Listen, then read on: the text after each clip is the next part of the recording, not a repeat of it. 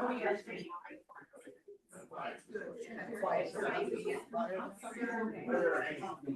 heard it. You did hear it? I did hear it. Yep. All right. Good evening, everybody. We're going to go ahead and get started for our commission meeting.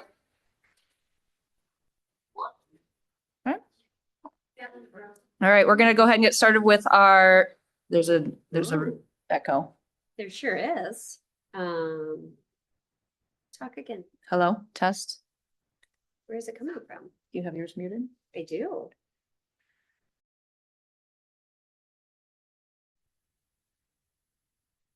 Try it again. Testing. Mhm. I think it's when you, I know, Yeah. but then people at home won't hear. is somebody on the meeting here? No, that's just me. What if I exit? Try it now. Testing.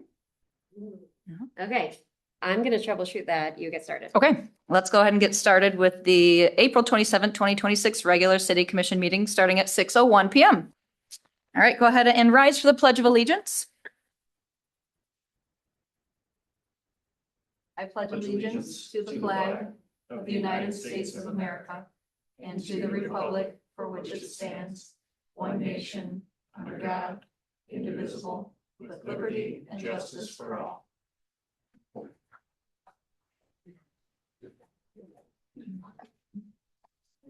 Only one announcement tonight. Commissioner Ulrey is out tonight. She will not be joining us, dealing with some family stuff, but we have the rest of us here. And we'll move on to approval of the agenda. What's the pleasure of the commission? I move to approve the agenda as presented.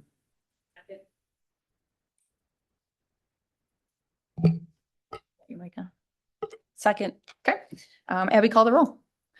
Mayor Thomas? Yes. Commissioner Fernandez? Yes. Commissioner Sorolla? Yes. Commissioner Vetni? Yes. All right. So for public comment, this is items that are not on our consent agenda. That are on the consent agenda or not on our regular agenda. So if you could please come up to the mic, state your name, address, and limit your comments to 3 minutes.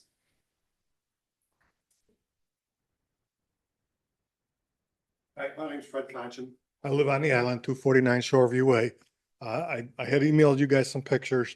I wanted to discuss the walk around the island that somebody proposed in 2015.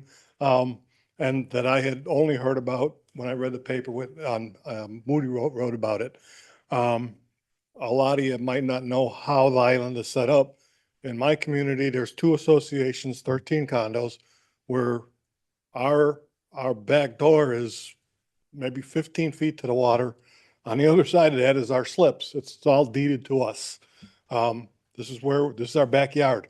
We don't have a front yard. This is where we sit in the summer and drink and barbecue and everything else. At the south end of the island, I believe it's called Island Point, there's a whole bunch of houses, and they got the same situation. And this walk theoretically goes through the marinas, which also has the same situation. The sidewalk is where, it's the only place where the people can have barbecues and things like that. So this plan needs to be reassessed or something. Okay, thank you. Okay. Any other public comment?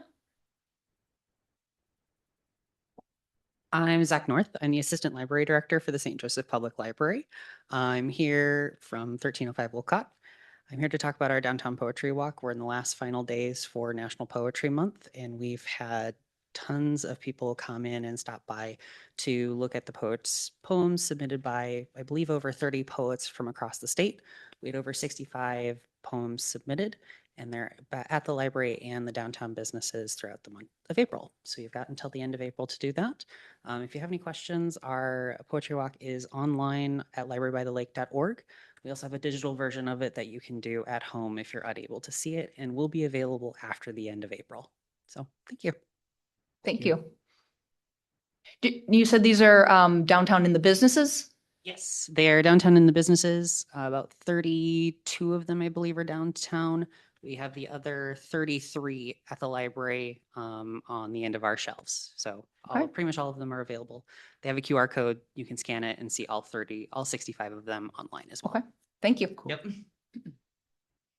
Next. Hi, my name is Edward Standen. I'm here to request additional traffic control measures for the crosswalk at Langley and Coles. First off, I'd like to say, Mayor Thomas, I contacted you about this about a month ago. I appreciate your quick response. Fortunately, I haven't really seen much change in traffic behavior. So what I'd like to request is something similar to what you do about a block down at Orchards with the flashing signs, as well as a crossing guard during the school year, because the majority of the traffic and most of the problems we see are around pickup and drop off of the students, so. And I think I owe this to somebody, so. Right up here, Langley, and what was the other one? Coles. Other side of. As Lincoln parents, Michael and I are Yes, very I familiar. know Thank you. exactly where he's talking. Thank you. Good evening. I'm June Bowman from 360 Lake Street. And in building relationships with our sisters in Benton Harbor, I wanted to bring this to everyone's attention for the celebration they'll be having. It's their 9th annual celebration for Juneteenth. It's on June 13th. They'll be having a parade that begins at 1 o'clock. So we hope everyone will come and help line the streets and help make it festive. After the parade, there will be live performances and entertainment, food trucks, vendors. I'll be at the registration desk from 9 to noon, helping people get registered and involved in the day. There'll be some wellness programs going on there, some mental health activities, and some just family-friendly, fun activities. So we hope you'll all consider coming out, spreading the word, and enjoying our sister cities celebration. Who do you contact if you want to be in the parade? Okay, that one, we would tell you to call, check their Facebook page, Benton Harbor Cultural Alliance Committee. Diane Young is one of the key leaders of this, so she would be a great person. And I do have some flyers here to pass out if I can leave some here. And if anybody has a store that you'd like to put this up in, we'd really appreciate it. Just let me know. Thank you. June, you can put them on the back table if you want. Thanks. It's a good one later. I'll be on here. Good evening. My name is Jennifer Fields, and I'm running to be a 5th District Judge here in Berrien County. And I just wanted to take a moment to introduce myself. Just a little bit about me. I grew up in Berrien County. I'm a lifelong resident. I graduated from St. Joseph High School.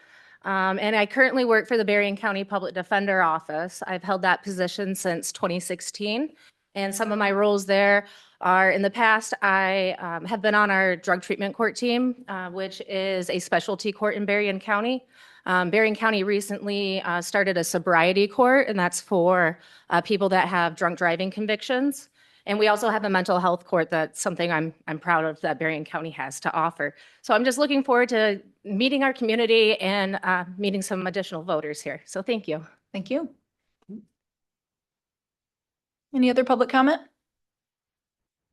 All right, that moves us right along to the consent agenda. Items include meeting minutes of April 6th and April 9th, invoice and tax disbursements, board reappointments, seasonal vendor, set public hearing for May 11th, 2026 for the proposed budget and millage rates, Bluff Stairs mural request, St. Joseph Today, and quarterly investment report, Public Act 20. What's the pleasure of the commission? I move to accept the consent agenda as presented. Support. All right, Abby, call the roll. Commissioner Fernandez, Yes. Commissioner Sorolla, Yes. Commissioner Vetni, Yes. Mayor Thomas. Yes. All right, on to new business. We have the skate park presentation.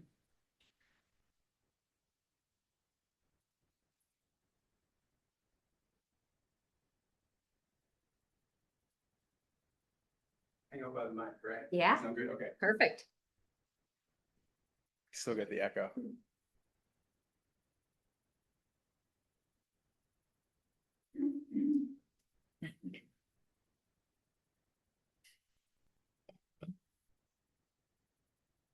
Good evening, everyone.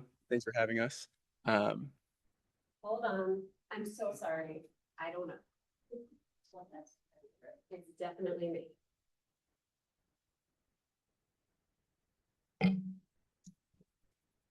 We're gonna stop sharing. There we go. Zoom.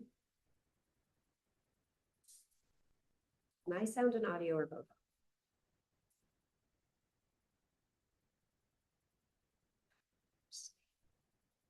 Okay, so I'm going to write out. I'm not going to end up with for all. Let's not screw that up. And we're just going to present in the room. Okay. Hold, please. I am very sorry.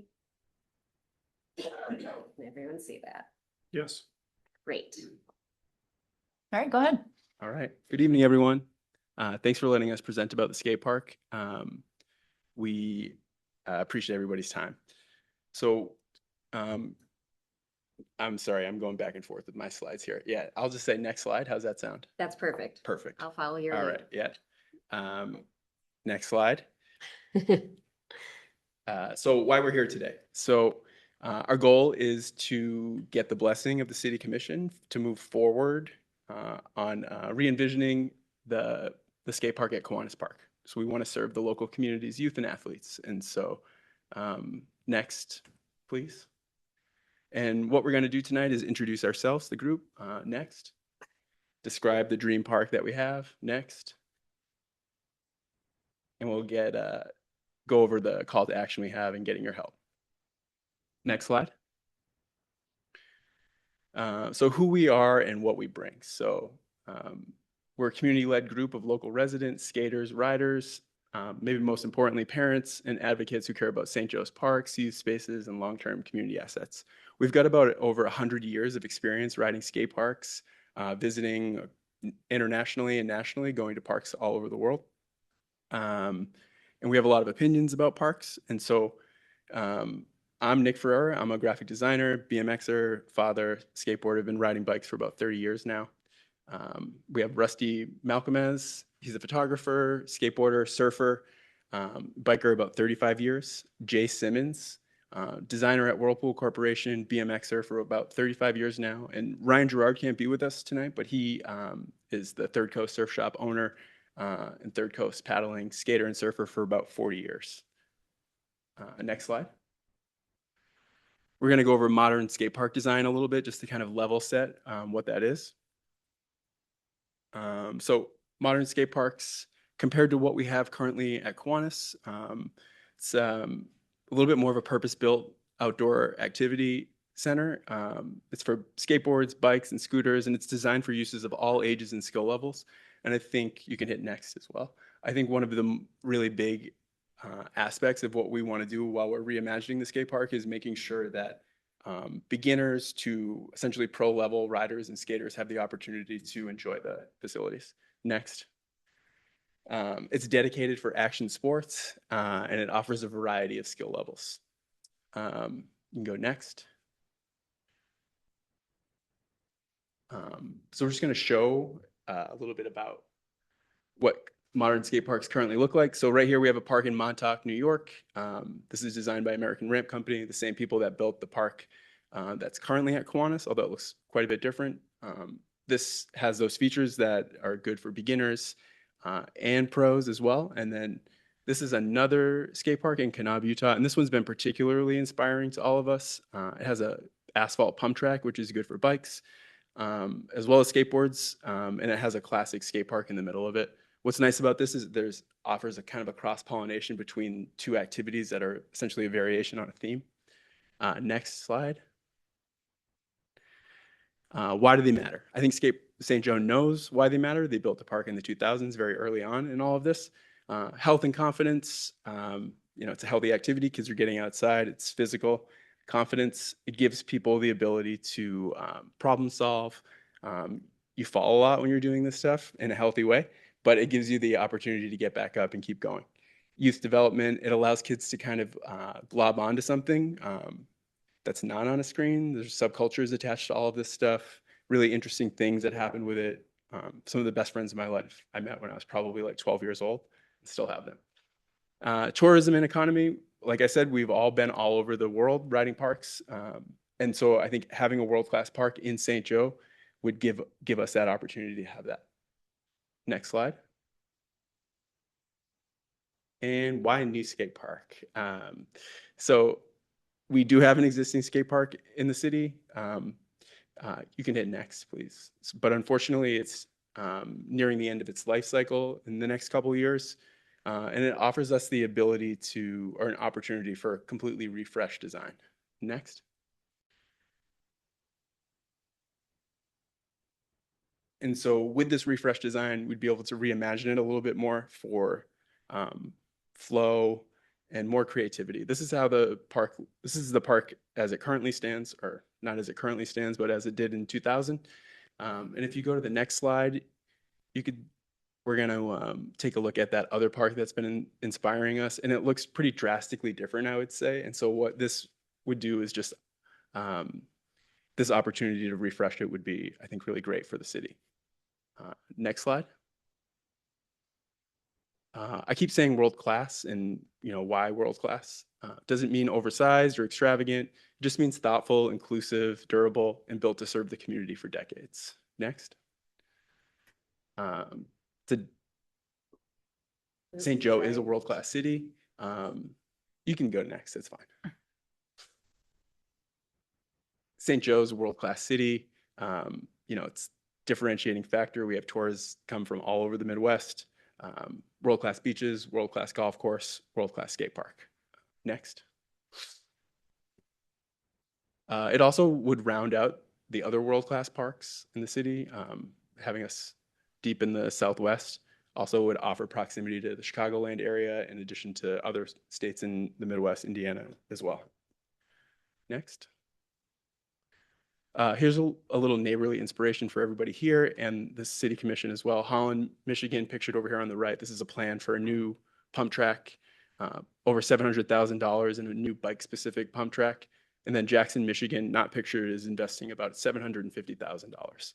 One just important thing to note here is that the park that we're envisioning would be a very specific skate park pump track combination, as opposed to these, which are very bike specific. And I think that's just important to call out. It would be a little bit more inclusive. Next. So next steps, we'd love to get the approval from City Commission.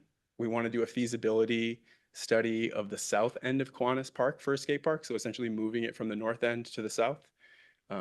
And if we are approved, we could just start fundraising right away, start working on the design development, and then construction when feasible. And that's it. Do we take questions now, or? Is that the end of the presentation? Anything else you want to add? Yeah, we can take questions from the commission now, and then we take public Sure, yeah. comment after that. Yeah, we're gonna bring up a couple of the gentlemen as well, Rusty and Jay as well, just. Oh, for any kind of questions? yeah, Yeah, exactly. come on, join us. Any questions from the commission? Yeah.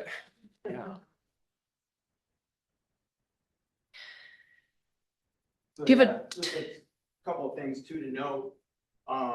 The current park right now being metal, we're envisioning it being a concrete park. One reason for this, noise. Anybody that lives around Kiwanis Park, I know back in 2000, one of the biggest concerns was noise. Think of it as you're tapping against a stop sign, pretty noisy, right? Now stomp on the concrete, very much more absorbed, and it's gonna be much more quieter down there. So that's one issue that we've been talking about lately too, just keeping it, quieter down there so that the neighbor, kind of melds in with the park. We're a friendly neighbor.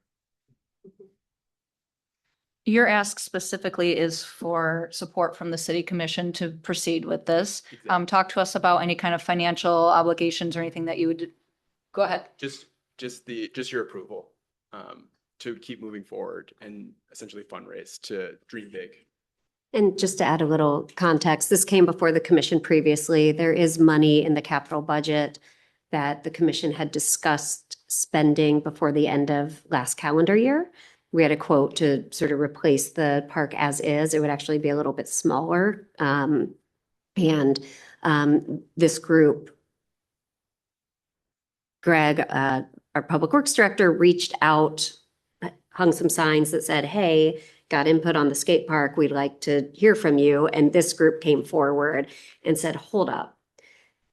We don't want to see the same sort of dated model. We'd like to move forward with something bigger. And so we came back here and as a group, I think the commission did vote to delay moving forward with the replacement.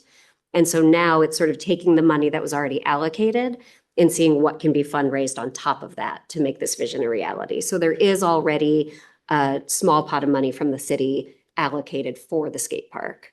This would not be asking for more. I think it would be kind of similar to what happened with Kaleidoscope Park in a lot of ways. Okay. That's been kind of like our guiding light in a lot of ways with this. So motion to support this is just saying, we think it's a great idea. Keep doing what you're doing. We'll keep things as is with our finance side of things, and you do what you need to. I think so, yeah. Okay.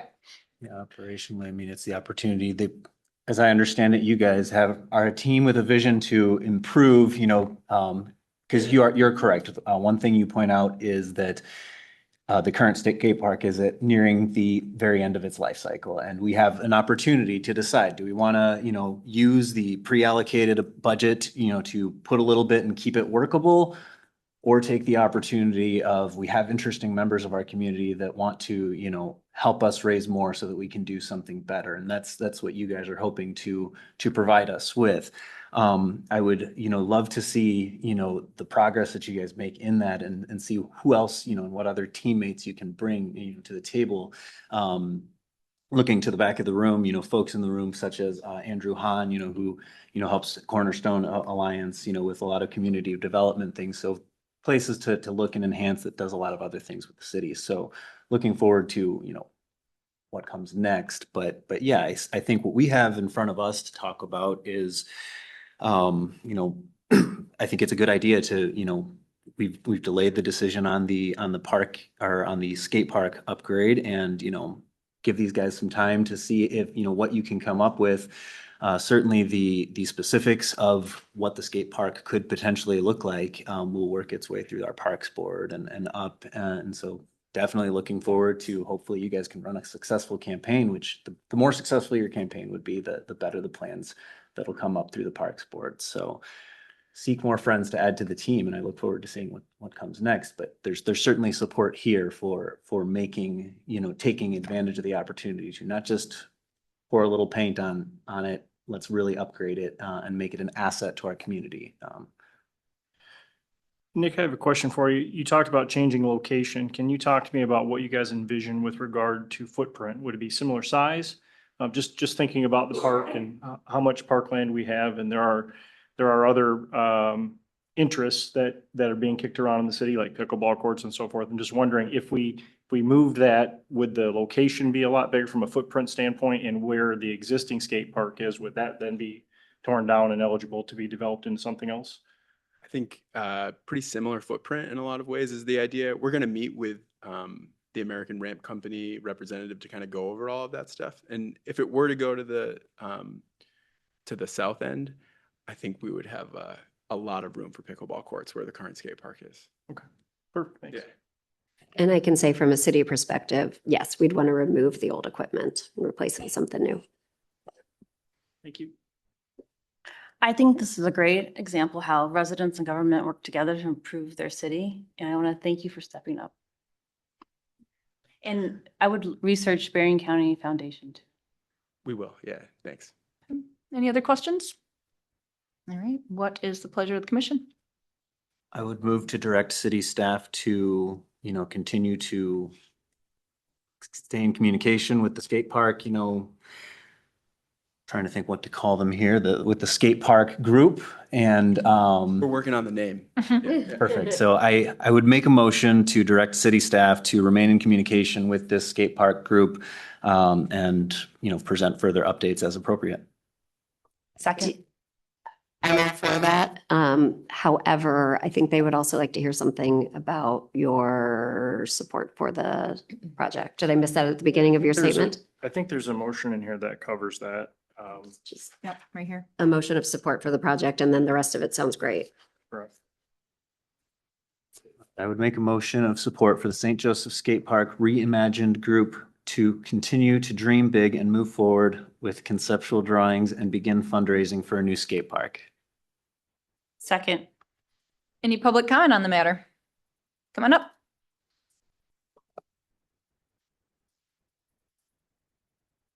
Sorry, Edward Standen again. Love the idea, huge supporter. I remember they put the original one in. Keep up the good work. I just be cautious about the south end of the park because I don't know if you're around there, it's underwater if it rains. So I don't know what that does to the longevity of the parks. But other than that, I just want to make that aware so we're not spending money on something that's gonna be flooded and washed away in 5 years. So Thank you. Yeah, Tim Zebel appreciates that comment. I am confident. Yeah, on that note, looking at some of the renditions of the other ones that you were using as models and the fact that they have bowls, I'm assuming these all have drains typically in the bottom of them and yeah, to account for all that. Yep. Okay. Thanks. Any other public comment? Uh-oh. Offer a quick one. So Andrew Hahn with Cornerstone Alliance, and I'm going to get to come up and talk to you guys later. We are happy to support the project. I've skated for 40 years and have done capital campaigns for parks, and we're happy to be a resource in whatever way we can. It's a great thing. These guys talked about going out to to travel, and I think we've all probably driven across the country and stayed in hotels and spent money, and this is a very legit tourism and economic development tool. So good work, guys. Thank you. Any other public comment?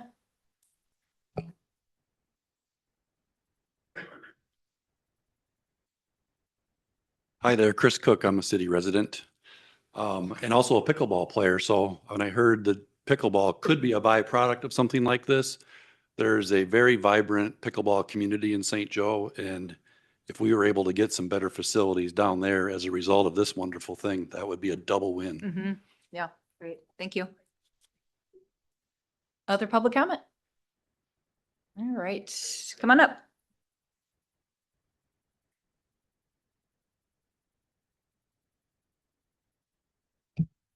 I'm Jeremy Quirk, and I was also a skateboarder when I was a kid. We did the Indianapolis 500 in our driveway, so I'm enthusiastic for improvements. But I'm also a pickleball player now, and we do need to. I like the fact that the area is considering more public courts. We need them dedicated. We currently play at St. Joe High School, which is very nice. There's double lines, so that creates an issue for the high school for their matches and for their practices. The other thing is, I'm sure people are aware, pickleball is, at least for the area, is not only here, but is growing all over the country. The last 5 years, the rate of growth has been 22%. The growth of tennis has been 6%. There are 27 million tennis players. There's 24 million pickleball players. I'm not saying it's going to continue growing at that rate. It's kind of the steep increase is kind of slowing down. But there is a really great opportunity for the area to have a nice also pickleball facility. So as Chris mentioned, I am interested that the area carefully consider putting in pickleball courts that will accommodate both interests. Thanks. Thank you. Any other public comment? All right, we already have a motion and a second. Abby, call the roll. Commissioner Sorolla, Yes. Commissioner Vetni. Yes. Mayor Thomas. Yes. Commissioner Fernandez. Yes. All right, thank you. Good luck to you. All Thanks, appreciate it. right, next on our agenda is Lighthouse Tours. Looks like we got Paul coming up.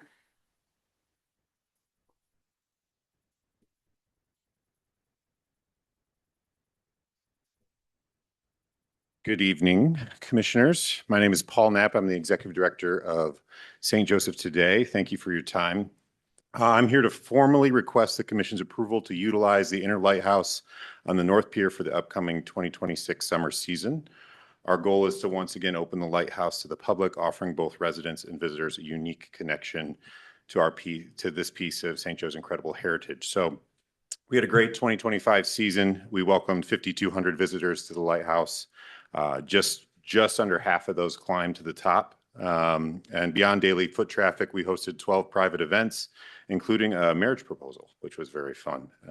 These numbers demonstrate the lighthouse as a destination point, and it's a huge point of pride for our community. We saw visitors from all over the world came to visit: Ukraine, Brazil, Arizona, Gary, Indiana, all over.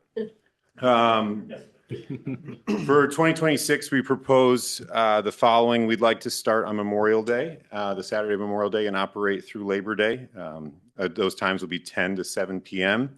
And then every Saturday at 10 a.m., one of our volunteers will lead a 1-hour walking tour along the North Pier, where we get the whole history of St. Joe and what was formerly Newburyport, Michigan, and our history in marriage tourism and agriculture and all of it. So Jim does a great job on that tour. And then we'll continue to do private tours on request for groups and special events. Last year, we were able to host the tours with 20 volunteers. We're hoping to grow that roster. We're actively recruiting volunteers now. And we hope by adding more, I think we'll be able to do more. So general admission will remain free, but we'll charge $5 to climb to the top, and we hope tickets will go on sale May 1st. As word continues to spread, we anticipate that we'll have an even more successful 2026, and we believe that opening the lighthouse not only preserves our history, but it points towards enhancing the vibrancy of our community and the atmosphere along the waterfront. So we request your permission to use the lighthouse again this year. Thanks. Okay. Excellent. I only heard glowing things about it last year and how it was so popular, and I finally got to go myself, and it was worth every non-penny that I spent. So I fully support this program. Hope to continue to see it grow even more. Absolutely. Cool. I move to approve St. Joseph Today leading lighthouse tours for the 2026 season as presented, and to authorize staff to draft and execute an agreement subject to approval of City Attorney Schmidt. Support. Any public comment? All right, Abby, call the roll. Commissioner Vetni, Yes. Mayor Thomas. Yes. Commissioner Fernandez. Yes. Commissioner Sorolla. Yes. All right, thank you, Paul. Great, moving along to item number 14, Southwest Michigan Regional Airport Millage Ballot Request.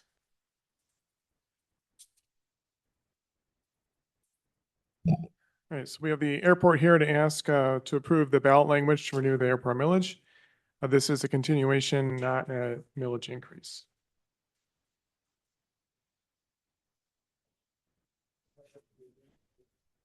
Thank you.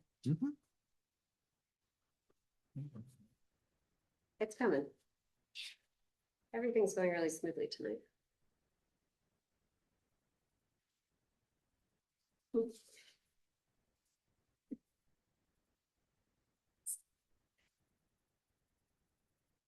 There you go. Okay. It's all you.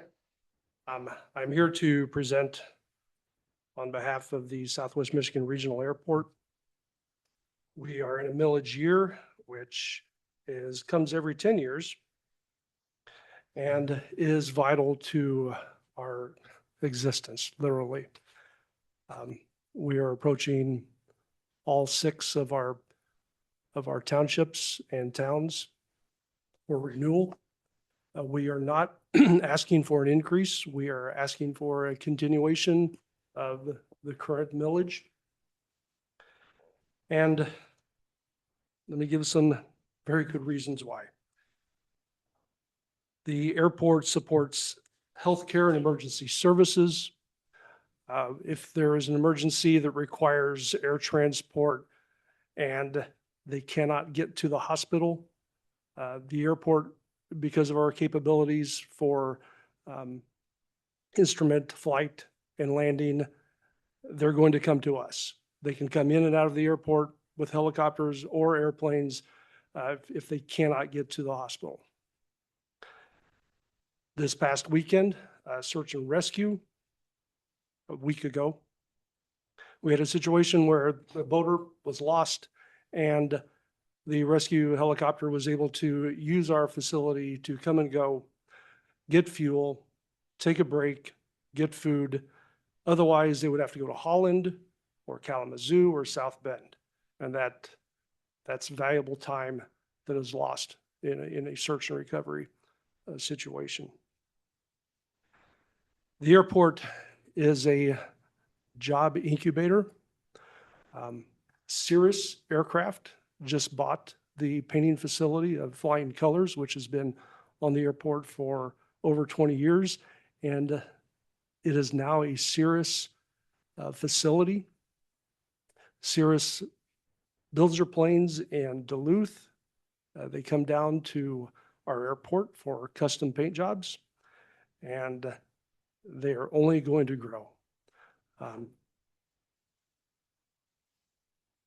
This type of investment in the airport is not going to stop. It can be interrupted, but it's not going to stop because the demand here is huge.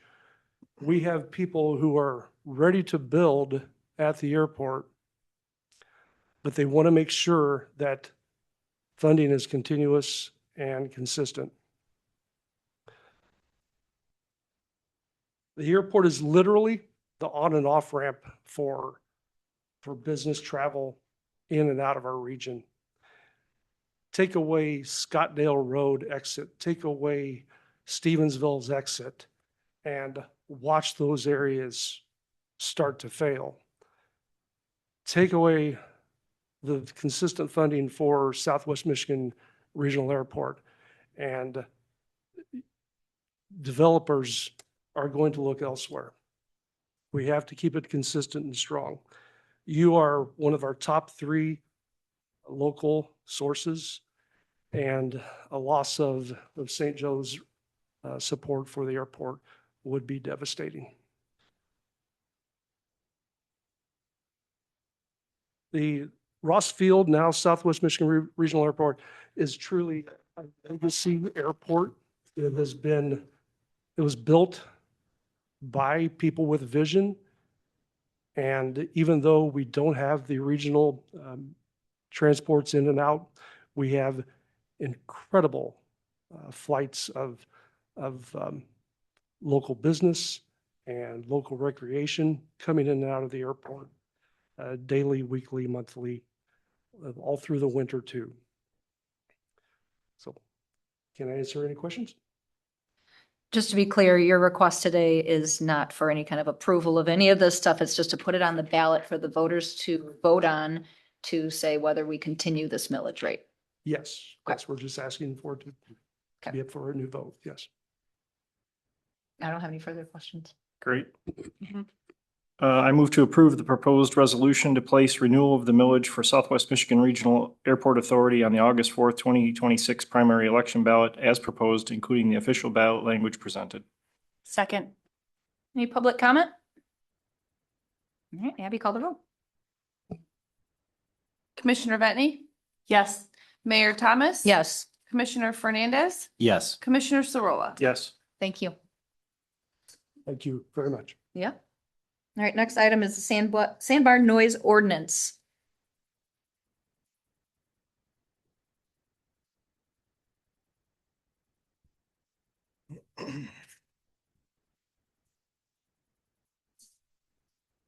Getting slower now.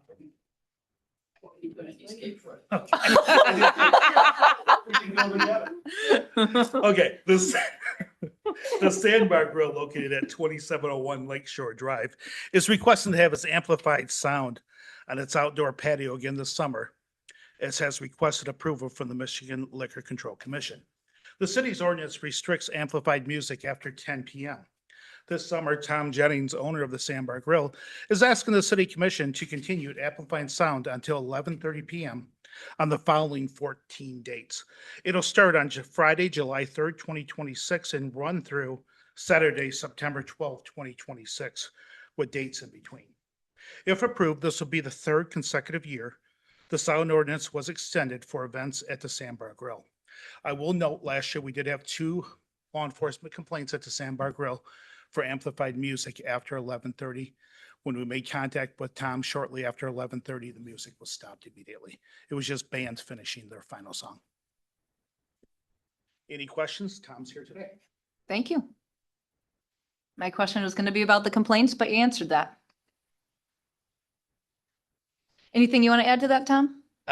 We continue to, this year, my intent is to build a permanent fence around as you know, we've had temporary fencing, and we're going to build this year. My plan is to build a permanent fence around the facility to enclose the whole area and make it look prettier. Mhm. Each year we try to make do a little bit of more work on the place and make the whole Sandbar look better and be a good asset to the city.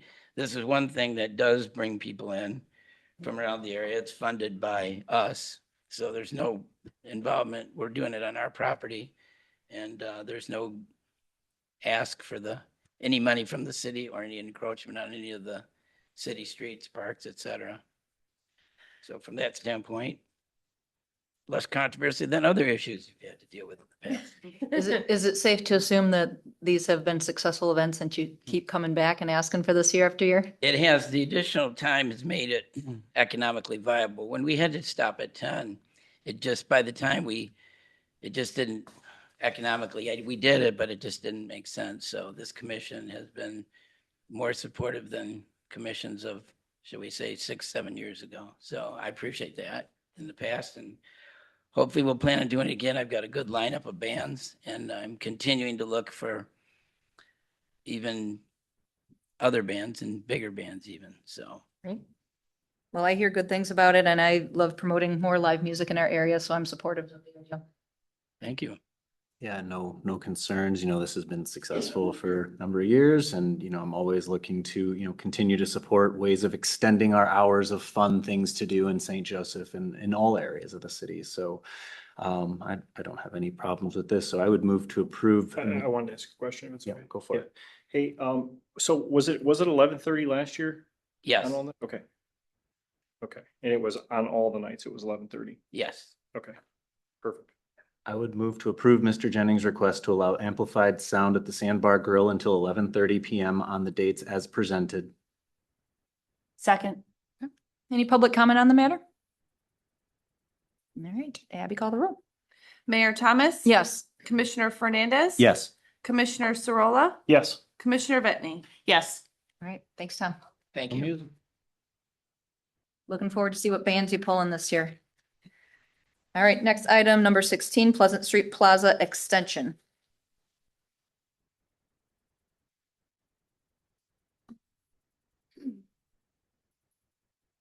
Good evening. So as you know, Pleasant Street Plaza was, was originally created during COVID at a time when indoor dining was either prohibited or significantly restricted. The city acted quickly to allow businesses to continue operating by utilizing on-street parking spaces for outdoor dining. And at that time, the primary goal was business survival and economic stability. Since then, the seasonal plaza was extended for 5 more years due to its popularity, and the contract ended in 2026. As you also know, the businesses that participate in Pleasant Street Plaza had requested a bridge year, as we're calling it.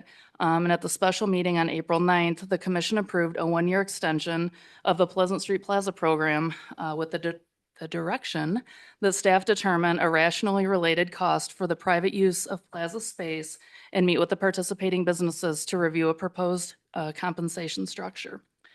Following that direction, we met with representatives of 221 Main, Silver Harbor Brewing Company, Union and Social, the 7-Eleven building, the market, and the community tap room. The goal of that meeting was to develop a framework that is fair, legally defensible, and practical to administer, particularly given that it's a 1-year extension, and 2026 is the first year that parking is being implemented on the east side of Maine. So that was something new. In evaluating that fee, there was a lot of different things that we looked at. The existing vendor license agreement for sidewalk dining, the projected revenue value of an individual parking space under the downtown parking program, comparable sidewalk and vendor agreements within the city. I looked at different municipalities and what they do in these situations. And I also talked to our parking consultants. It's a lot of different things out there. Everybody does things a little differently. Some of the other municipalities charge the equivalent of a full day parking rate. Some do seasonal flat rates. So given our unique circumstances and given that this is a bridge year, as we're calling it, the timing and implementation within the parking season, and this being the East Side's first year under the downtown parking program, I really tried to strike a balance between recovering value for the private use of public space and just recognizing that this is an evolving program. So it's important to note that a fee would be charged even if parking was not in effect on this year or on the east side this year. looking at the value of the spaces was important. So assuming, again, 100% utilization of a parking spot, the projected gross revenue of an on-street parking space is approximately 1,700, it's not approximately, it's $1,782. That figure's based on $2 an hour, 9 hours a day, and the parking season is 99 days long. So they're looking at some realistic conditions. I applied several factors. Optimal utilization of a parking spot is 80%. So a 20% reduction was applied to reflect that 20% open space that we like to have. Secondly, a 30% reduction was applied to account for the anticipated revenue impact of the complimentary St. Joseph residential parking passes. And another 30% reduction was applied, recognizing the $50 seasonal parking pass option and its also potential effect on revenue capture.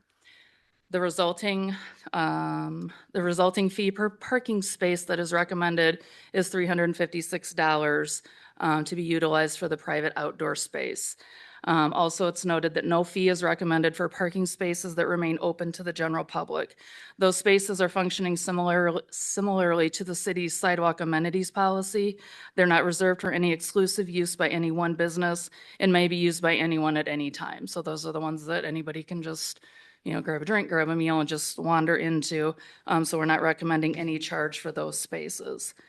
So accordingly, staff is recommending that the $356 per space fee be assessed to 221 Main, Silver Harbor Brewing Company, and Union and Social as compensation for private use of public on-street parking spaces during the approved 1-year extension period.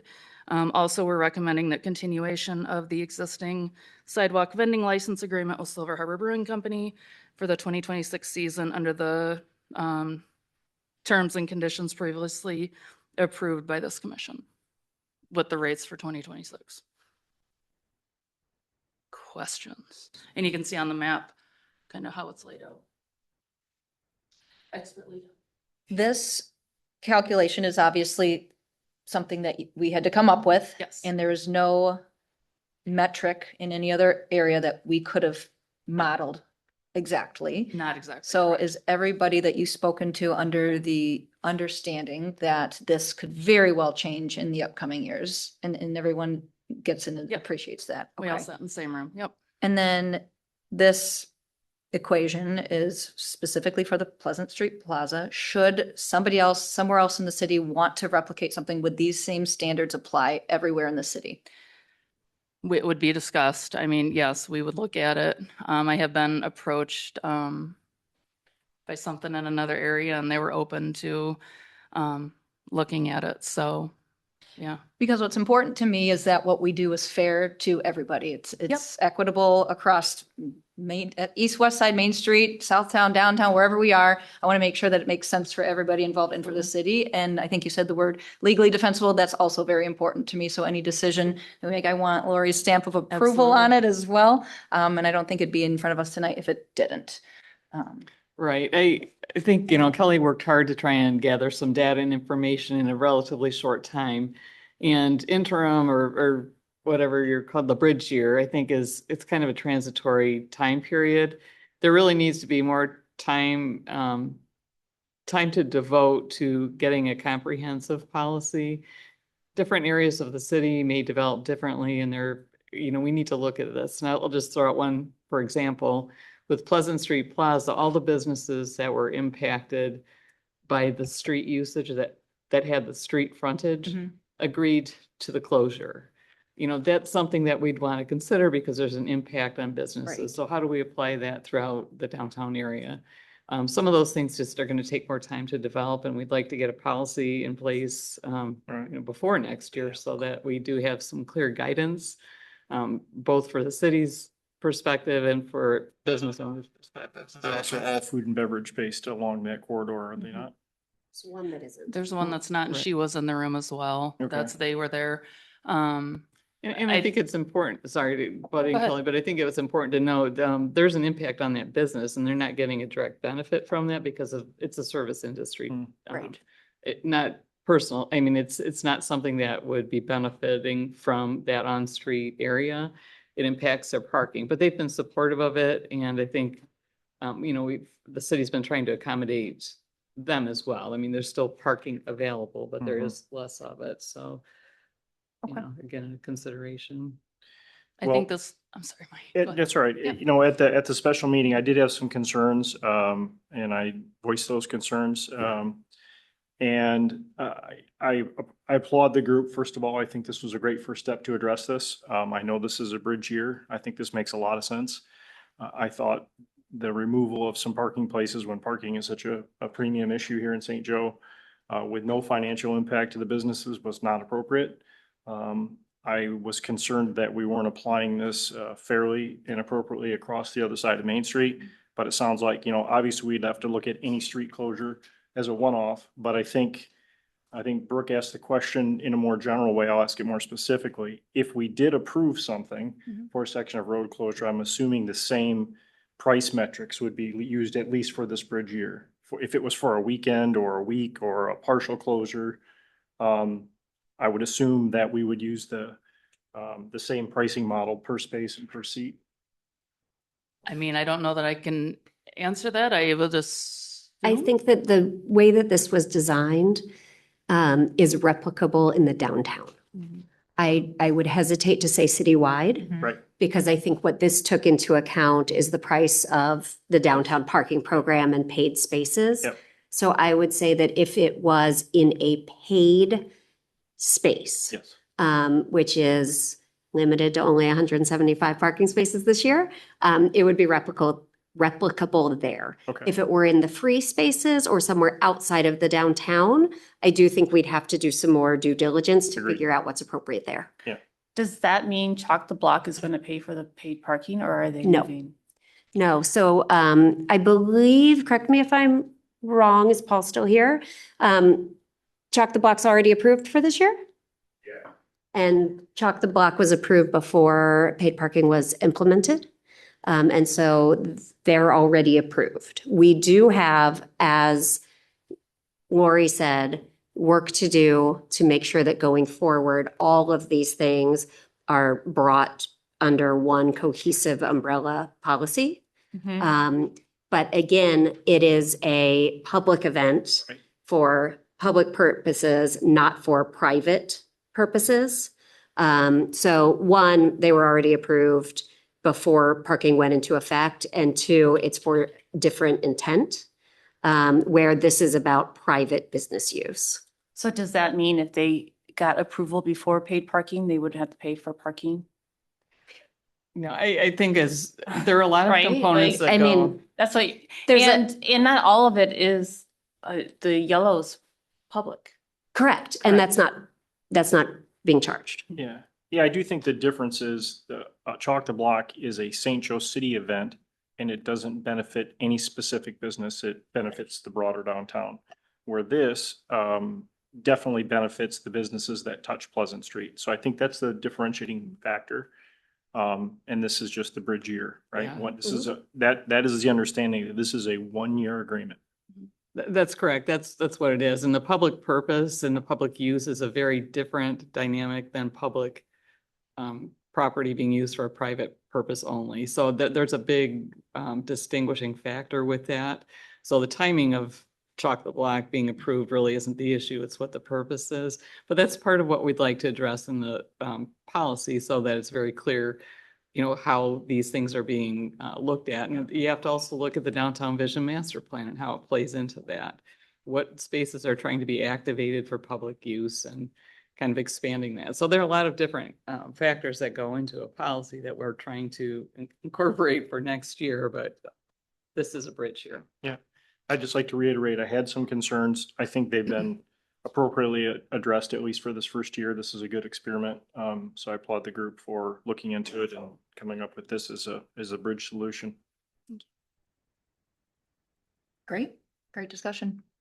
What's the pleasure of the commission? I would move to approve the license fee of $356 per on-street parking space utilized for private outdoor dining as part of a 1-year extension of the Pleasant Street Plaza program consistent with the direction provided at the April 9 special meeting, and direct staff to draft and execute the necessary license agreements on behalf of the city, subject to city attorney approval. And 2, continuation of the existing sidewalk vending license agreement with Silver Harbor Brewing Company for the 2026 season under the same terms and conditions previously approved by the City Commission at rates of $26 per seat for the 2026 sidewalk vending licenses season, and direct staff to draft and execute the necessary documents on behalf of the city, subject to city attorney approval.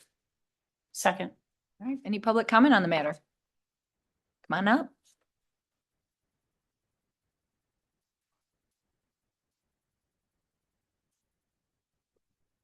Hi, I'm Kelly from St. Joe Community Tap Room. I just wanted to make one correction earlier about the beverage-based business companies.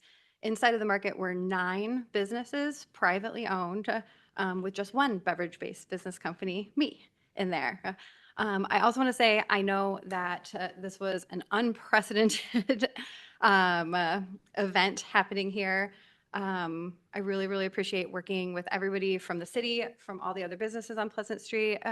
It was a shining example of how, if we can just work together and talk together, how we can get amazing things done. And I'm really, really looking forward to the future for things like the Pleasant Street Plaza and the skate park. Thank you so Great. much. Thanks, Kelly.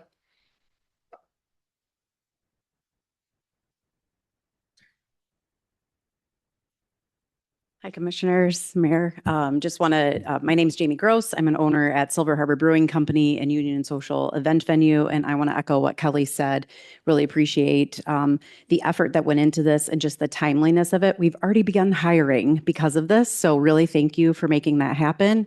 We don't have a problem paying for the space. So we understand the value that it provides the city and the vibrancy and what we've been able to bring to this side of downtown over the last 10 years and investing with no ask of the city other than this. So really appreciate that. And we're looking forward to what we can do together to partner with the city in the future. Let's keep it going. Thanks. Thank you. Any other public comment? All right, Abby, call the roll. Commissioner Fernandez, Yes. Commissioner Sorolla, Yes. Commissioner Vetni, Yes. Mayor Thomas. Yes. Thank you. Thank you. All right, item number 17, the Silver Beach below the bluff traffic. That one's me. Let me just get it to present.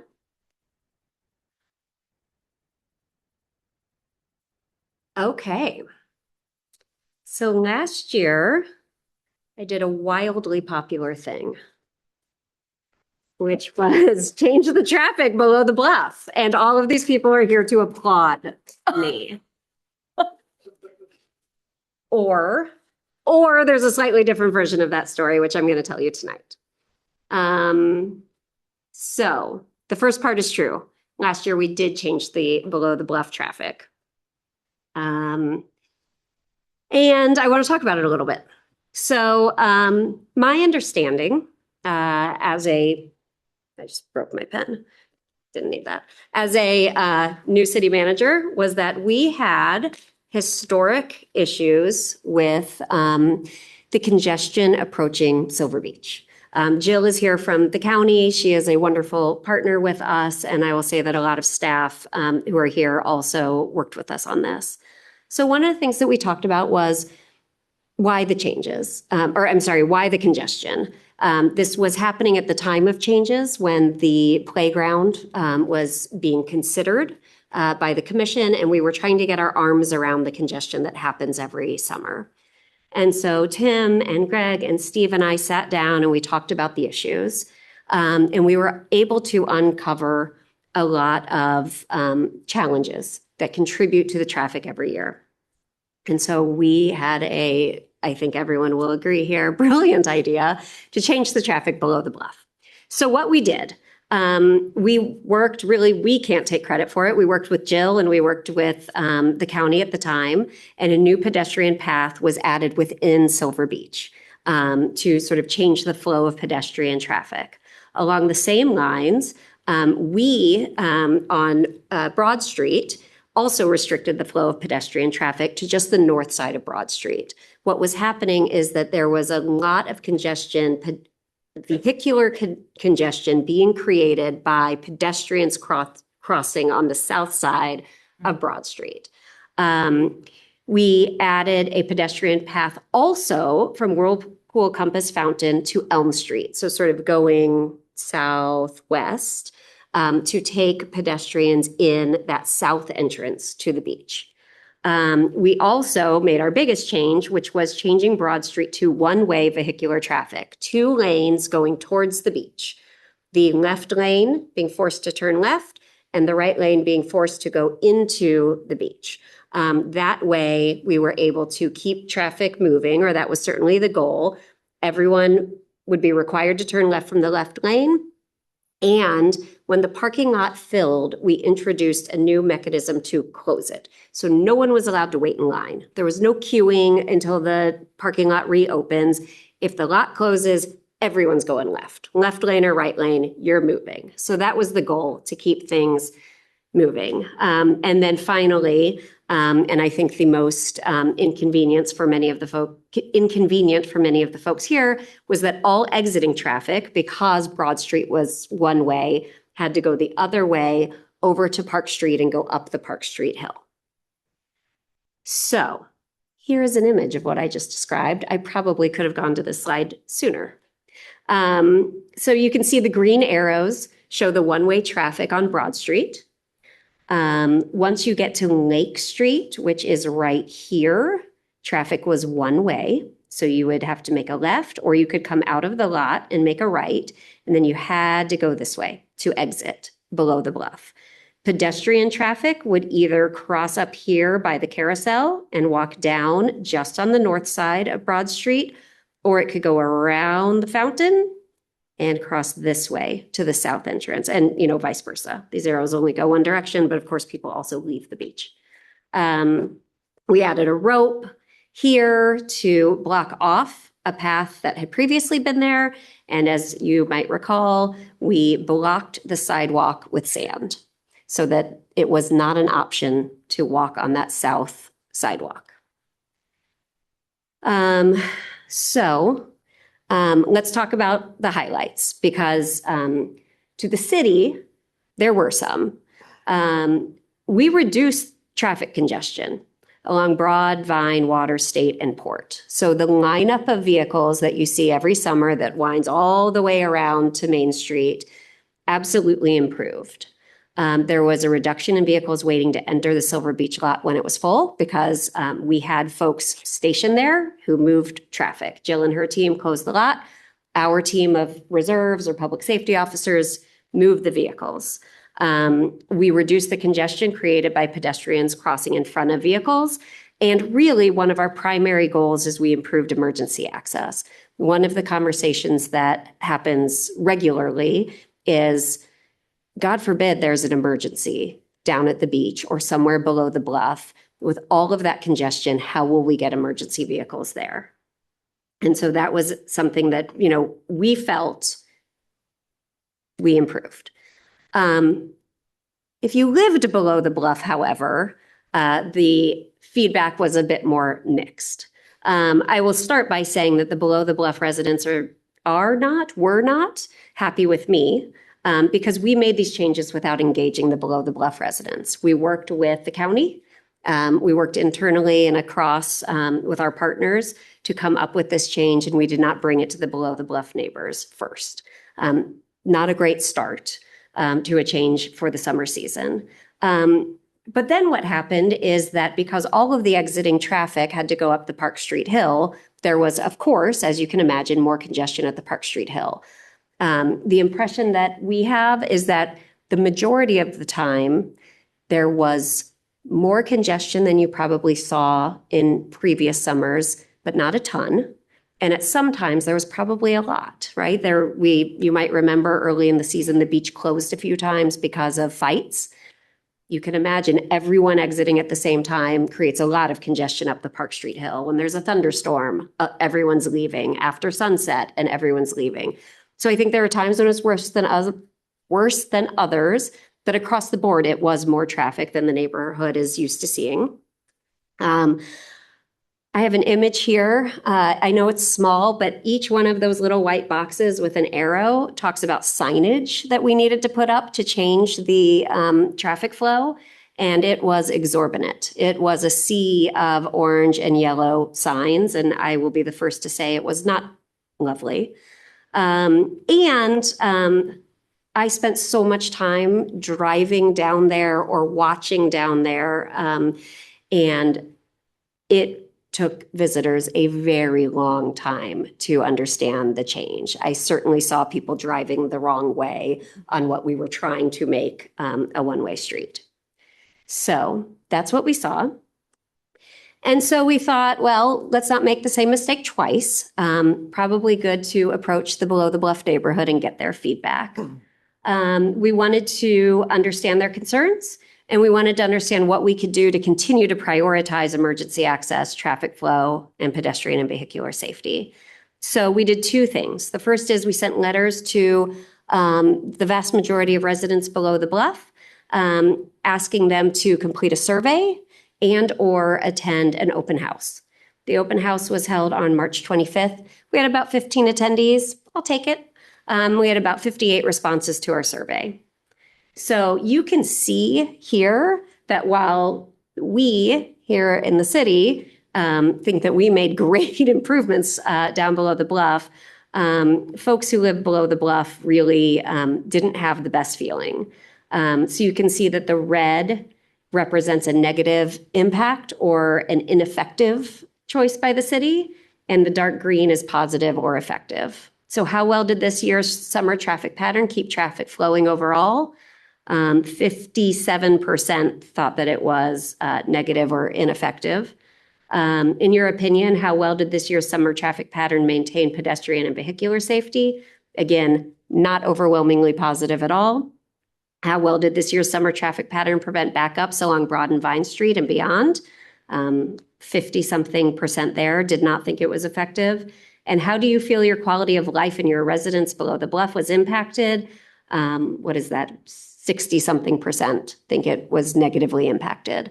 So the city saw benefits. I say that every time I talk to below the bluff residents who are not happy with me, but this was the reality of below the bluff residents. And so obviously we did not knock the ball out of the park. I'm not much of a sports person, but we didn't nail it. And so one of the things that we put in our survey was we tried to collect some feedback on what we could do this year. Option one was to keep the traffic pattern the same. We saw benefits. Is it worth trying it again? Option two was a different model.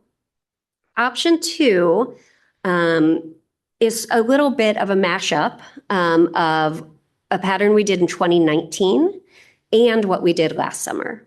So option two keeps Broad Street two directions. So in the right lane, you're going into the beach or you're making a left-hand turn, but you are exiting on Broad Street. That first block of lake between Broad and Elm would become one way. So you can go left there, but you cannot come north on Lake Street to enter the beach. So you still have a reduction in congestion there.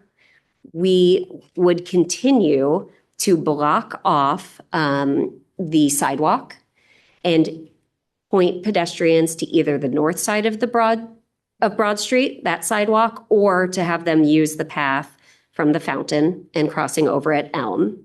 I'm sure you will not be shocked to hear that the vast majority of residents below the bluff, 74%, prefer option two over option one, which we did last year, which for what it's worth is great with me. I think that we did a trial last year of option one. We learned a lot, and we're going to do a trial we recommend this year of option two.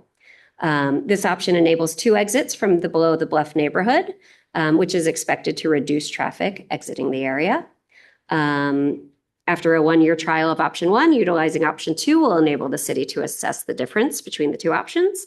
And this option will continue to restrict pedestrian traffic and ensure that cars continue to move when the beach lot is closed. So we'll continue to work with Jill and her team to close the lot to move people along so that we hopefully don't see that queuing that pushes vehicles all the way back to Main Street.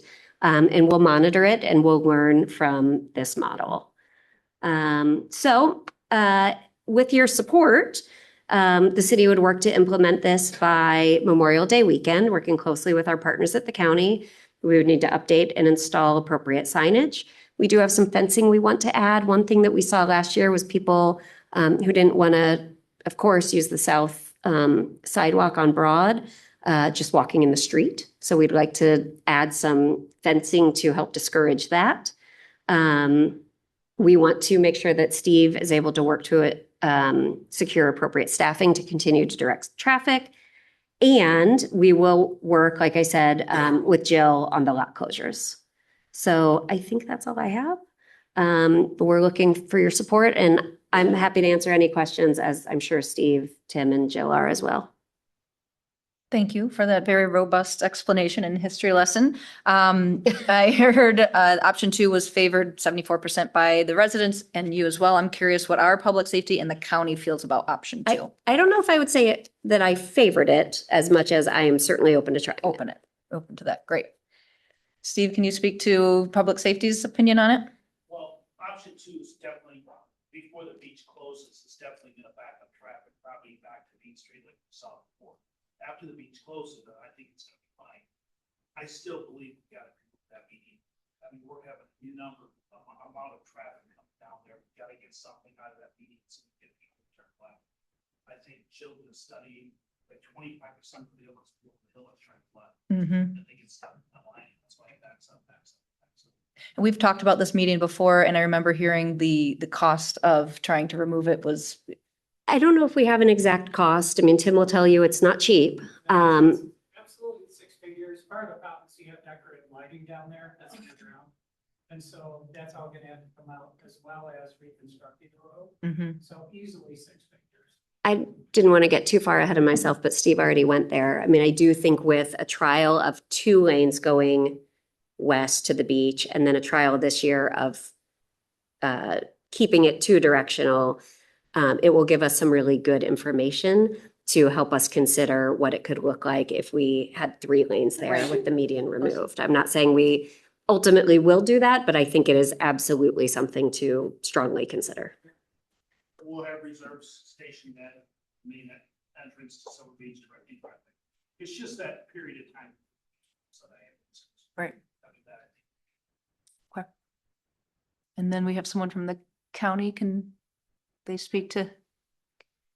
I appreciate giving the survey out and getting the feedback, and we will certainly continue working with the city to do what we can do inside of the parks to help implement that option. And I'll add, Jill and her team have been great. They were at the open house. They've been meeting with us regularly. So the county's supportive of this option 2? Okay, thank you. Jill, if I remember last year, the county maybe added additional staff at the entrance, and I kind of did the Chick-fil-A model where they were meeting cars out in the road to try to force more through than just getting to the pay booth. Is that going to be in place for this year as well? Yes, implementing the full second lane did improve the ability for cars to get into and for us to manage them. Chick-fil-A model is a great description because that is something that we want to do as well. Our staff are currently working on how to make that easier for our staff to implement on those specific days. We have a really good idea how to staff that, when to staff that, just based on many years of data. Sure. And we can, when it's not needed, we can certainly close that second lane and then easily open it during a storm. Or there's so many different scenarios that we've played out over the years that we can open and close and implement as needed throughout the day. Separately, can we, as part of this, can we direct staff to do some research and get some hard numbers on what it would take to remove that median? So Yep. it's not just a mystery. Absolutely. As we get to the fall, because if we don't address it till next spring, it's gonna be another year lost. So I think Start once it we now. get the data from the end of the summer, we make a decision on whether or not that's gonna happen and move forward to try to make sure we have the number, can vote on it, and then move forward with removal and reconstruction of the road, if that's the route we go. That sounds great. I personally like that medians. Can we research a roundabout for that area too? Mhm. Yeah, so Lisa asked about that. There had previously been a request, not a request, I'm sorry, a design done, certainly predates me, for a roundabout there. So we'll try to look at both Are we talking options. about at Silver Beach Pizza Yeah. or at the? corner? No, at Silver Beach. Yeah. I think, yeah, I mean, I feel very little incentive to choose option one. I mean, however, I do want to say that I appreciate the experimentation, Thank you.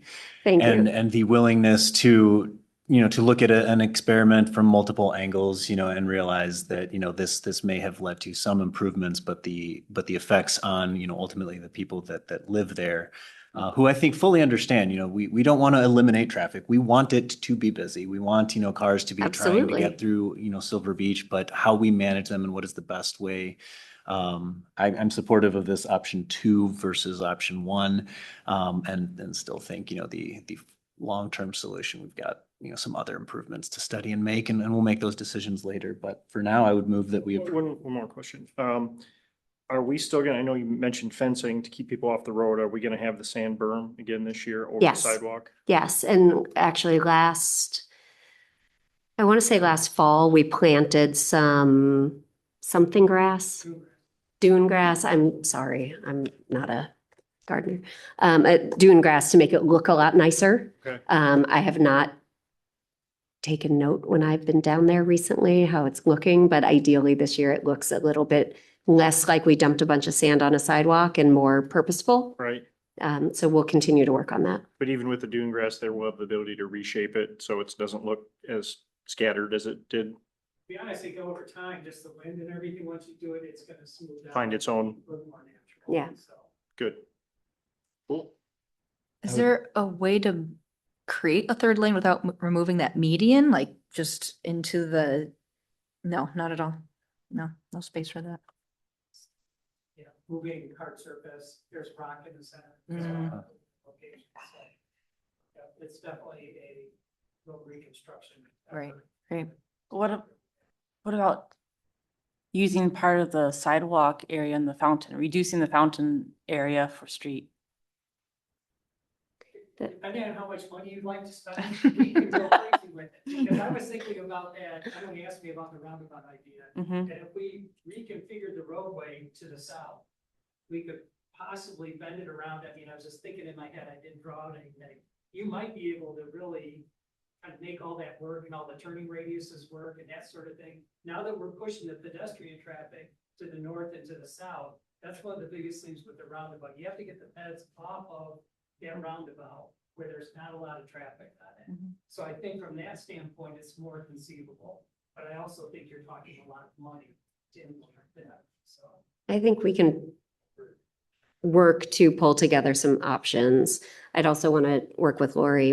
I think that property was deeded to us, and I think there are probably some limitations to how much we can cut into it. Right. But we can explore a few options to bring back. Right. And the roundabout idea, I think, is great from the standpoint of the pedestrian traffic coming down the Broad Street stairs, crossing the entrance to Silver Beach Pizza. That's always a bottleneck. It's a Mhm. safety hazard. If we can get people to slow down and make that loop around, I know it might be expensive, but what we have there now, I think for the long haul is not appropriate. And I think it's an accident waiting to happen, unfortunately. There's just so much pedestrian traffic there. And now that we have two-way traffic again there, it just, I Mhm. think it's a good idea to do option 2, but I think that's an area that's gonna need to be addressed. You're talking about Silver Beach and Silver Beach Pizza. Silver Beach Pizza and the Broad Street stairs coming down, Mhm. right where you cross the entrance to Silver Beach Pizza. Mhm. There's not a lot of delineation of a walkway, and I think it would be smart for us to put graphics where we want people to walk. Yeah. I'm a realist that people are not going to stay there, but maybe a high percentage of them will. Yeah. As it is now, they come down off the stairs and scatter Mhm. into the roadway, into the parking lot, and it just makes it more difficult for vehicles to monitor. You have to watch traffic turning. There's a lot to watch right there Yes. on that corner. Yes. And I think if we gave them clear delineation of where we'd like them to go at least, I think it would be helpful. Yeah. Steve, what's your thought on that? We did those, footprints Mhm. last year. I don't know if they went all the way up to the stairs. We could look at adding some of those certainly in the short term. I'm thinking But more there's like probably- a crossing, like, you know, and if we could, I know that's not super attractive, but maybe we No, a can, maybe we crossing can would be marry it lovely. together with the mural that's going on the stairs with the same color scheme. But something that shows specifically where we'd like foot traffic to be. I think it would be helpful and safer. You can also extend it all the way to the beach. Mhm. Like, follow this Mm-hmm. to the beach. Yep. Footprints You can have what, currently like that? We had footprints. We can probably do more. Yeah, we'll take a look. for waves. Mm-hmm. Is that trolley gonna be operating again this year and they have a stop down at Silver Beach? Not mine to announce, but An idea to put away for a probably, future date? probably it was very successful last year, so let's hope so. I would make a motion to approve the change to the flow of traffic below the bluff for summer 2026 as described in option 2 of the presentation attached. Second. Any public comment on the matter? Yeah. Come on up.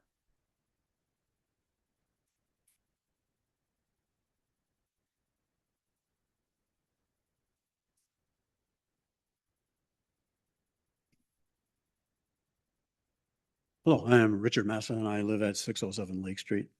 And first on your display there, you showed that the angling walkway that goes up toward that lighthouse monument, Mm-hmm. that's all sanded? Yes. It's not. And there is no rope across there to prevent people from going. Right now, looks like an open sidewalk until you get to the end. And Mm. then there is some sand right at the end. So we But need there more is no sand rope. there. Okay, thank you. Or more rope. Let's see, another thing would be, last year at the exit over the traffic popping device on Elm Street, there was a sign that said, must turn right, right turn only. Well, that directed all of the traffic in front of all the houses on Lake Street, as opposed to, it could go just as well go straight across and then share the traffic with Lions Park Drive. Sorry, Lions Park Drive people.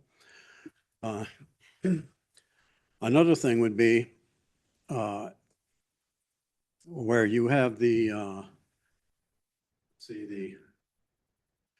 from the park entrance to Elm Street being a one-way street, if that could be a two-way street, then you would in fact have two exit paths for the residents of the area. You mentioned there would be two exits for the residents. Well, there isn't, with that being a one-way street.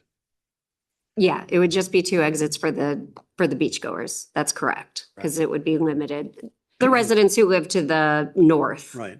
And would have the option. having the option of traffic going that way, but with some appropriate signage that said, when you're traveling north on Lake Street and you pass Elm, you will only be allowed to turn right to go up Broad Street, as opposed to causing congestion at the corner because you're going to fight your way into the park. Then there would in fact be 2 exit paths for residents instead of just one. And then one other thing would be and it's really a pedestrian safety item, is at Market Street and then at Pearl Street, where, well, Pearl Street doesn't come all the way through, but there is that walkway. And with all of the people that park along Lions Park Drive, go to the beach, they're crossing Lake Street with the high volume of traffic, and there are no designated crosswalks at either Market or Pearl Street. That would be good. Agreed. Another issue is that on Market Street, there are no sidewalks. Everybody has to walk in the street because there is no sidewalk. And people turning off of Lake Street onto Market, there are bushes and decorative stuff that it's sometimes hard to see, especially if there are little people. And so that is an issue, another reason to have a designated crossing area. And then again, with the pedestrian safety part of it, I'm sure you all have witnessed in other locations, raised crosswalks where they're like maybe 4 inches, they're about 4 feet wide, and that is a designated crosswalk. And what that does is it not only clarifies where you're supposed to cross, but it slows down traffic. Because if you're going 35 miles an hour and you hit one of those, you won't do it again. Especially the motorcycles that go zipping by regularly. So anyway, just a few things to consider. Thank you for those.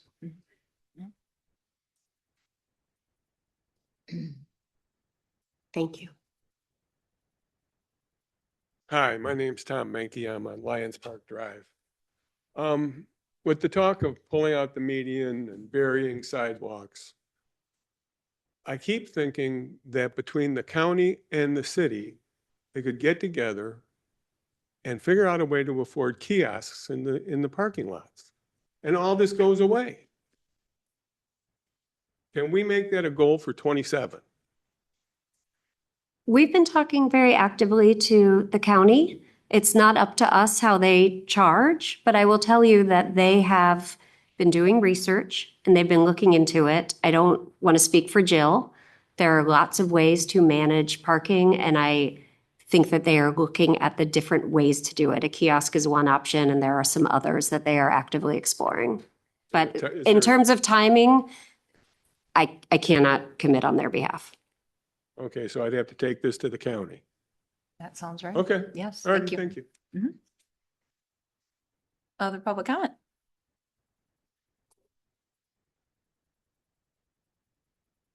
Be remiss in not speaking up.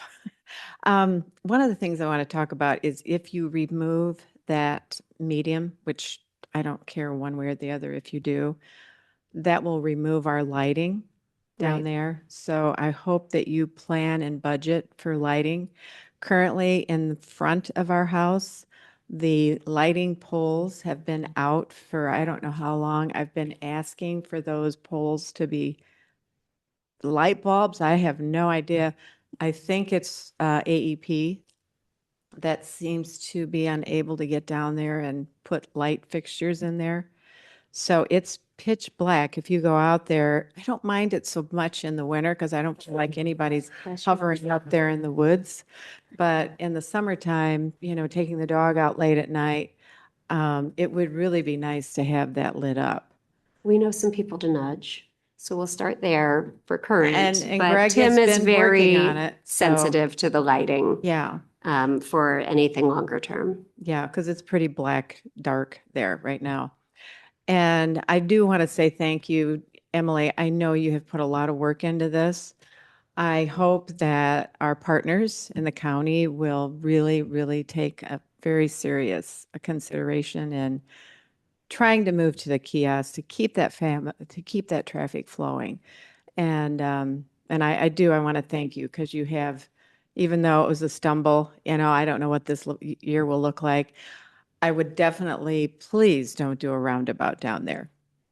And that would just, we might not get out for a while. So anyway, thank you.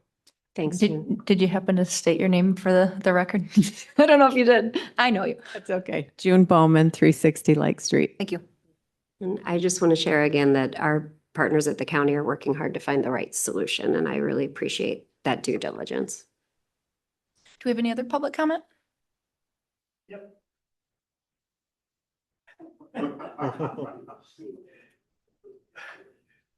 Hope you didn't hear that comment from my neighbor there. I'm Jack Sanderson, and I'm an 804 Lake Lane, and I'm the chairman of the Below the Bluff Neighborhood Association. Couple things that I'd like to talk about. First is to address Emily. One of the things that she said that she wanted to get some feedback from our neighborhood down there and ask if she would be allowed to attend our Below the Bluff Neighborhood Association last fall. And I said no. And the reason for that was twofold, actually. One is that we know that we have so much time that we can keep those people there. And we had a number of things to discuss, and we knew that that would take about as long as the program we already had put together. But the really bigger reason is I don't think she had any realization how unpopular she was. And if she came down there, I have some rather radical neighbors down there, and Lord knows what they might have done. And I wanted to save her from that. And she probably doesn't appreciate it, but I think probably it was worthwhile. Anyway, so we've tried to give her some information, and then we knew that sooner or later she was going to survey down there. So we were kind of waiting to see what happened with that. And when the survey came out, we decided we probably ought to do a survey ourselves because we weren't really sure whether you'd get many answers or not. So we did a survey in which we used your same diagrams that, which are not these, by the way, use the same diagrams, and we explained a little bit about it because your survey said, here are two options, which one do you like? And I can tell you that most of the people down there probably don't like either one of those, but option 2 is infinitely better than option 1. Just to give you some idea. We surveyed 125 people. We have email addresses for most of the people who live down there. Not everybody who lives below the bluff is a member of our neighborhood association. I don't think we're overpriced because we're free, but there are some things that people just don't want to join or be a part of, and it's always been that way for as many years as we've done it. But we had 125 people that we surveyed, and 93 of them responded. So that's a 93.5% response, whereas your response, I think, was considerably less than that. Of that, the ones that voted for option 2 were 87 out of the 93. So that is the 93.5%. 5% voted for option 1. So that makes 92, but we had 93. One actually abstained. I'm not sure what that means when you abstain on a survey for neighborhood and how you want traffic, but anyway, we had one. And that's kind of typical of some of my neighbors. We have some pretty independent people down there, and that's not really unusual.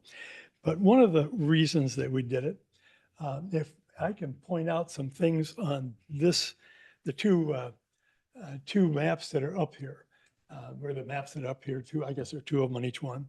And if you will take a look at them, one of the early calls I got from one of my neighbors is, well, the problem is getting people out of Silver Beach, is that right? And I said, yeah, that really is one of the biggest problems, is where are they going to go?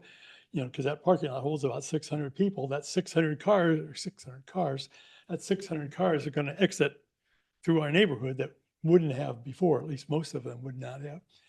Well, this person looked at the map and said, well, I think I see the solution. And you have to understand that I guess it's scientifically established that about 80% of adult Americans can't read a map. So we got going against us. And my wife would tell you it's 90% of adult males that can't read a map. But in any case, if you look at the map here, and I would, it's probably, well, you can see it on either one. If you follow from Park Street or from Broad Street and Silver Beach Pizza and go up to where the first place is, you can turn to the right, other than the parking lot at the Carousel. You'll see it leads to Lake Street and then to, what is that? It looks like Water Street. And from Water Street, then you could go over to Vine Street. You are at your 3 minutes, but I'll let you kind of finish some of your comments. I'm gonna, anyway, thank you. But does anybody see a problem with getting out on Water Street? This is for them. See a problem with exiting on Water Street? Well, the reason is Water Street doesn't exist. I'm not sure how it got on the map, but it doesn't exist. Nor does the second Lake Street, which if you look up in the green area, there is a street there called Lake Street. And that's not Lake Street, that's part of the parking lot.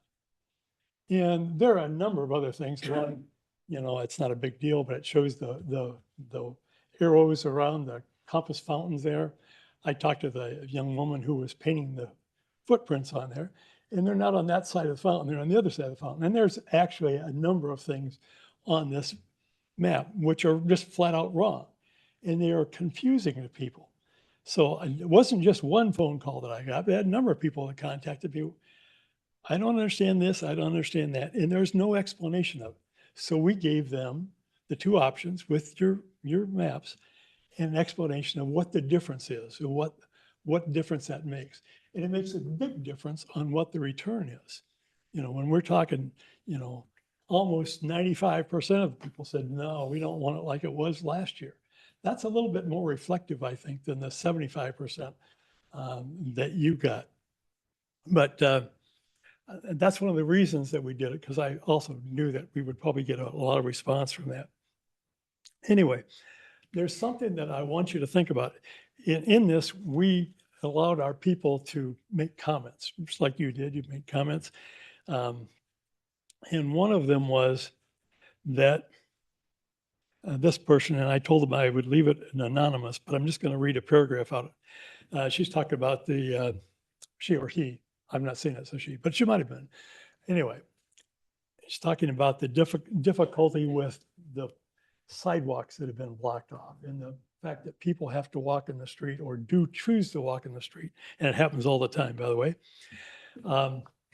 But she goes on to say that pedestrian traffic now in the streets contributed to gridlocks in the stupidly changed one-way traffic pattern on Broad Street.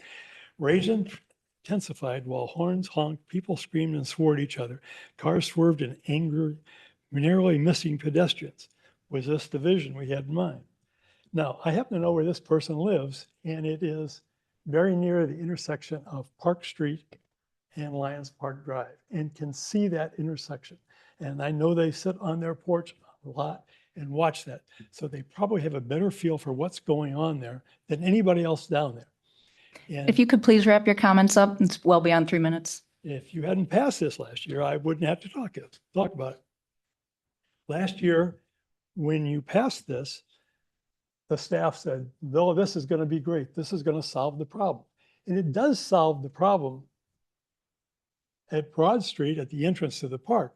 But all it does is push it down 3 blocks to the north in Park Street and Lions Park Drive, where we have a verifiable 800 to 1,000 more cars a day in that intersection.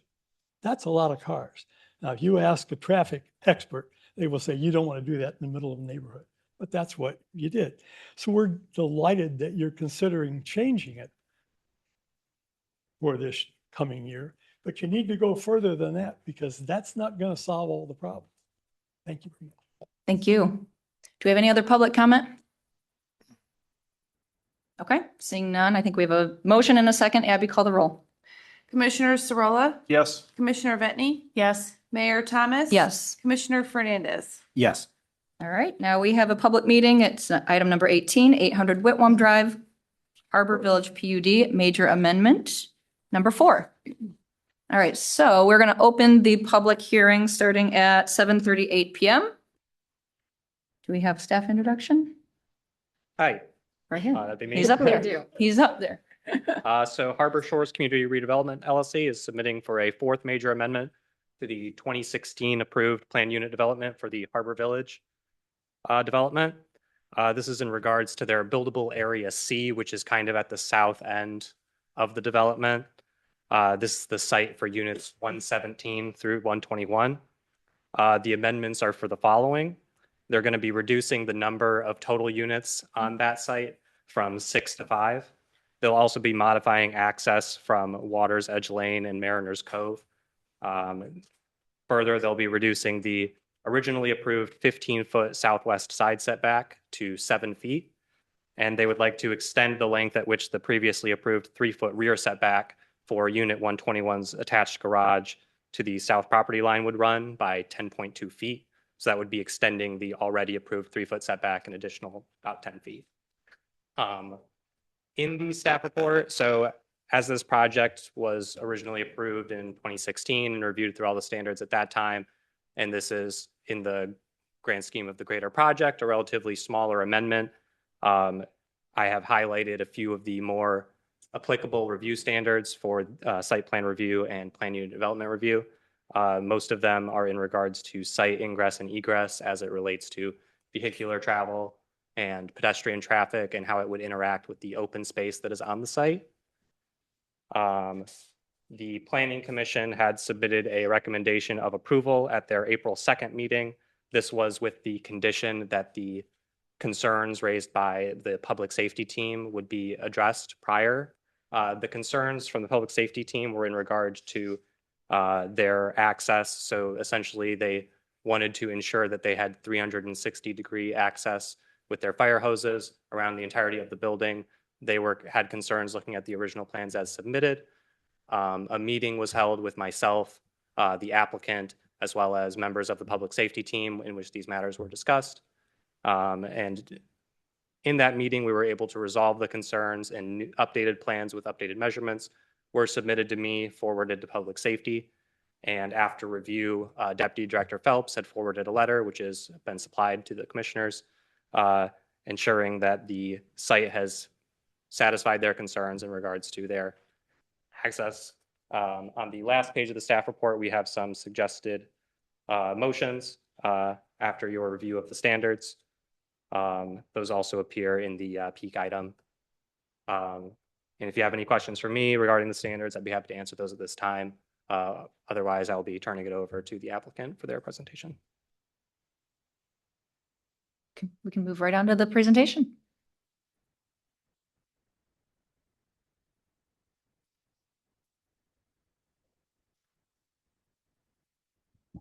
Thank you for that preview. That's it. So as he stated, we have a number of improvements to the site plan that was previously approved. So for our Area C, which is out on that southern point, there was mention of removing one of the units. So there were 6 approved previously. There are now 5. That allowed us to improve all of the units that are there, specifically the 2 to the north there.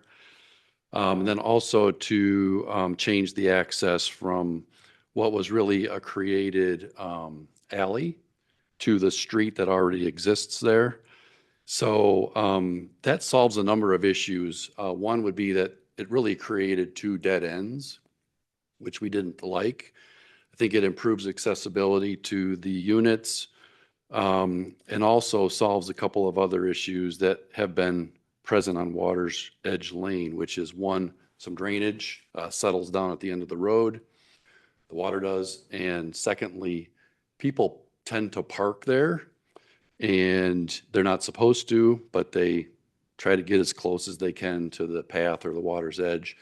And so now by extending that road right into garages, we will eliminate the ability to park there because it won't be a dead end anymore. The other thing was with our unit 121, or the one most to the south, we wanted to, we actually moved that unit a little bit to the north to give us more green space. And in the process of that, we wanted to just clean up an opportunity with an existing 15-foot setback.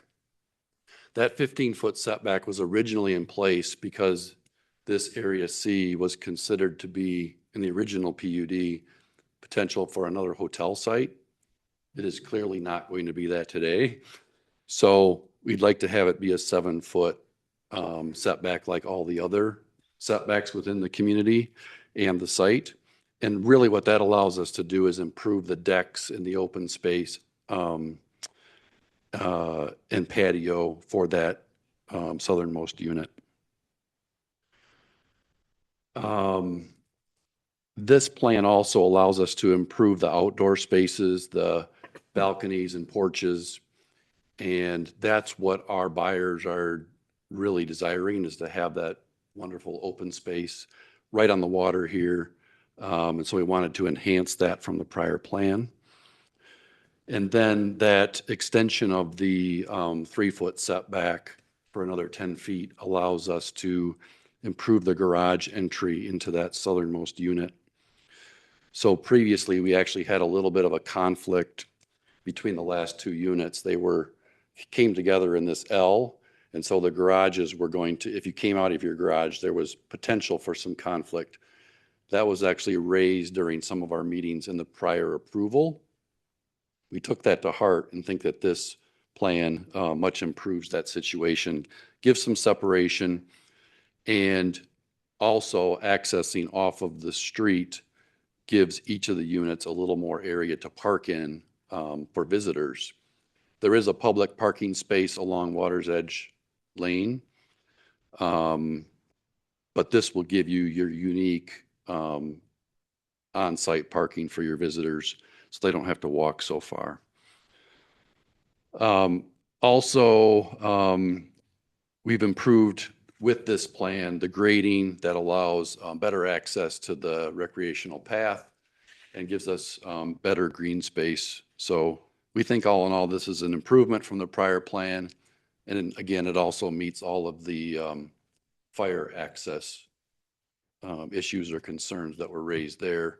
Happy that we were able to meet with them. It was a pretty simple workout, just showing them the dimensions of the site, that they would be able to get the complete access that they need. We all want to make sure that this is safe. Thank you. Not only are you saying it's a better plan and it's safer, but I heard the same sentiment from our team as well. So everything I've read and asked about, it sounds like these changes all make sense. So I don't really have any questions. And anyone else? Seems like an overall improvement, so no further questions on my part. Okay. Do we have any public comments? Okay. Then we are going to close the public hearing. We need a motion and a second. Move to close the public hearing. Second. And Abby, call the roll. Commissioner Vetni, Yes. Mayor Thomas. Yes. Commissioner Fernandez. Yes. Commissioner Sorolla. Yes. Okay, so hearing closes at 7:46 p.m. Dalton, are you looking for action on this tonight, or is it just the public hearing? We were looking for an action on the item, correct? Okay. Do you have an action item drafted that? Correct. So on the last page of the staff report, there are sample motions. They also appear within the item in peak. Apologies for the formatting errors. It kind of looks like a bit of a block of text and maybe a bit hard to read, but No in staff worries. report, they appear a bit more Anybody else has any consolidated. other comments? I would like to make a motion to approve the proposed Harbor Village at Harbor Shores PUD amendments for the property located at 800 Whitwood Drive, TID 11-76-294-0094-00-0, submitted by Harbor Shores Community Redevelopment on March 9th, 2026, as the application has met both the site plan review standards of 12.6.1 and the planned unit development standards of 13.6.1.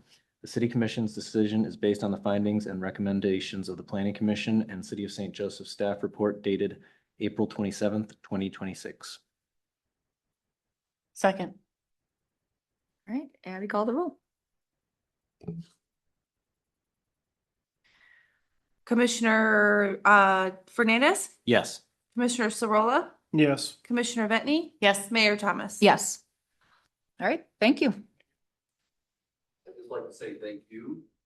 We will be already in motion on the next step and look forward to turning dirt out here ASAP still this year. Great, thank you. Item number 19, Medic One funding. So soon, Jason? Thank you for being patient.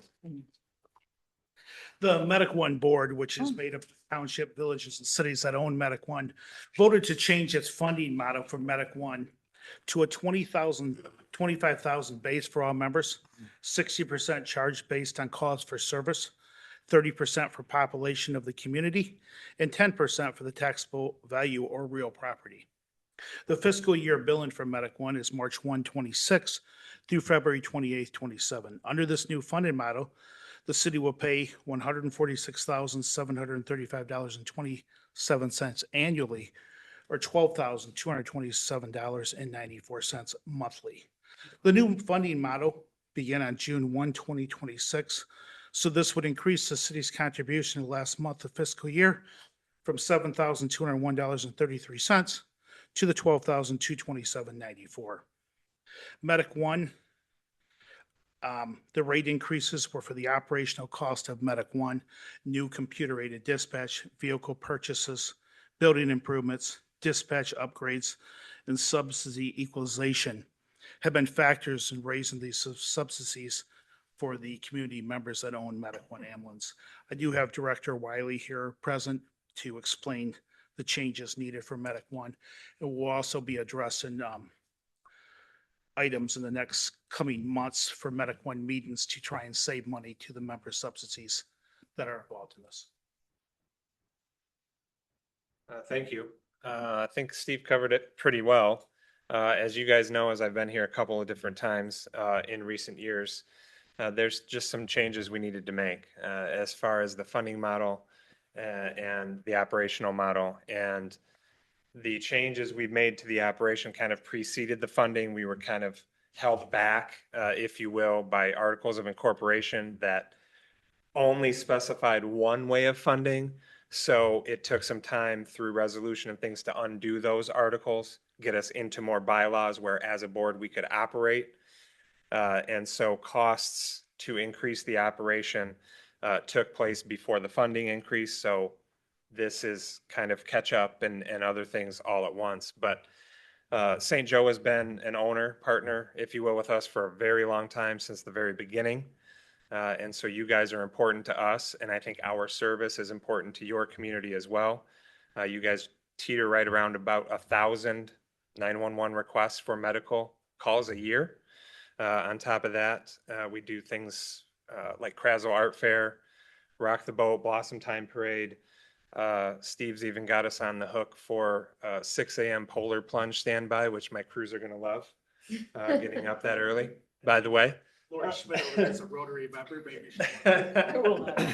But we're important to you guys, and you guys are important to us, certainly in a lot of ways. And subsidy funding is our most stable form of funding.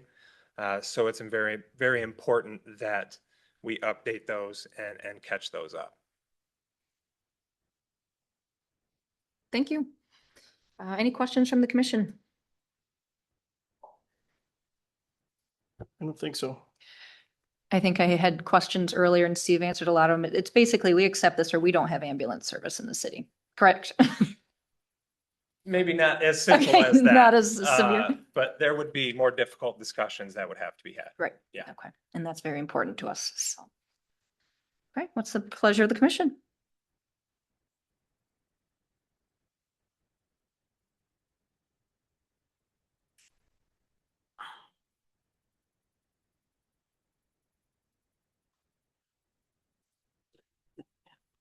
This is tough. I guess I'll just ask some questions to better move forward. Can there be a transition phase to help our budgets? Because it's a huge. That's a good question. So the longer we incrementally fund, the more things increase. And we have incrementally increased over the last couple of years. And it just hasn't caught us up with where we need to be. And this has been talked about for several years now. This is just where we need to be, where we needed to be a couple of years ago, to be honest with you. If you remember, we were paying $6.57 per resident for many, many years. 2 years ago, we did a $3 increase. Last year, we did another $3 increase. No, $3 over 2 years. Over 2 years. $1.57. $1.57, yes. Each year. And we're not catching up to what the cost to run an ambulance service is. Can you perhaps talk to why we've seen those kinds of increases in such, I mean, we see it, right? There's labor, there's cost aggravation on almost everything since COVID. But can you point to some specifics just so we have an idea what those Sure. cost drivers are? I think specifics to Medic One, to Steve's point, we kind of went into several years ago when we started these discussions already behind post-COVID, obviously. Subsidy increases went up very little the 15 years prior to COVID, Actually, one subsidy increase in 15 years. COVID hits, and we all know the trajectory of cost post-COVID. And then to Steve's point, we did a couple more incremental post-COVID. So we started behind, and then we have seen, as everybody has seen, just a tremendous increase in cost of everything. Vehicles just to buy an ambulance have gone up 80-85% in recent years. And that just accelerates the cost of everything. And it's hard to, I think your point, you can't really point to one thing, it's everything. Staff is more expensive, benefits are more expensive, supplies are more expensive. And I think to that point, we're looking at a 30% increase in glove cost right now, come this summer. Can't run calls without gloves. So it's everything, I guess, is the best way that I can describe it. Service you need, right? I understand the side of it of, you know, there has been probably should have been some increases in the past that just were put off and put off and put off. And so we're dealing with the, you know, decisions get forced upon you, right? Catches up to When you things- eventually. It catches up eventually, and that stinks when it does. I certainly have some concerns, you know, in going through these, but at the end of the day, I mean, when the question is, you know, this is not exactly something that you can go shopping on Amazon and get ambulance service, right? There's a limited number of partners that are available to you to do this, and you guys do well, and do provide a large service for our residents. So, I mean, I look forward to finding hopefully some better and maybe some more leveled out. I think I heard some other concerns from fellow commissioners that I share as well. It's kind of a steep hike, you know, pretty quickly for us in particular, but there's changes across the board. So I hope that, you know, the future of the finances, we can find something better. But given ambulance service or not, I think the decision is very easy. We need to make this investment and have it. So Where are you in the process with these other communities? Just, are we the first group you've talked to? Where are you at with it? So let's understand this is a board decision, not a Jason decision. Understood. I manage on their behalf. Understood. Obviously, you guys know that, but I go specifically where I'm requested. We've been to, I myself have been to several other communities, and I think to what Steve was talking about, when we started talking about this, the owner municipalities, we have 3 different groups. We have original owners, extended owners, contract. So the original ownership group and the extended ownership group comprise 17 of our 24 municipalities. What Steve was talking about with the $6, it was $6.86, I believe. From what I can tell, those were just numbers. And then the added owners, the next 7, basically that way, southwest, all the way down to New Buffalo, they, at the time Steve was referencing, when the original owners were at $6, the extended owners were anywhere from $10 to $71. And that was all strictly per capita. Mhm. And then the contracted group came in at $28, $28.67, I think. So those were just numbers. I cannot tell you why. I cannot tell you how. They were strictly per capita and they were just numbers. So we needed to come up with something that, you know, nothing's ever fair. So that's a hard phrase to use, but we needed to come up with something that affected everybody equally based on their demographic of their municipality. Right. And then the numbers, to your point, depending on how your demographics for your municipality come out, according to the formula, is how you're affected. So some went up, some who've been paying $71 for the last 25 years versus $6, they're going to go down a little bit. So just depending on where you're at and how your municipality is structured is where you're at. And I think as hard as some municipalities are hit, you guys, Benton Harbor, Benton Township, various others in the ownership group that have been getting a pretty cheap rate, for lack of a better term, are affected on the higher end. But I think at least now we have something objective to base it on where we can have a real discussion. Mhm. Agreed. Should we expect similar increases or is this one time similar hikes? Certainly nothing similar to this. Okay. No, in my opinion, again, I don't speak for the board. This is their model that they approved. I see us getting us to a maintenance point where we can now come up with something to keep up or different ways we can get funded and then peel back some of this subsidy. But subsidy is the most stable funding we have. We do have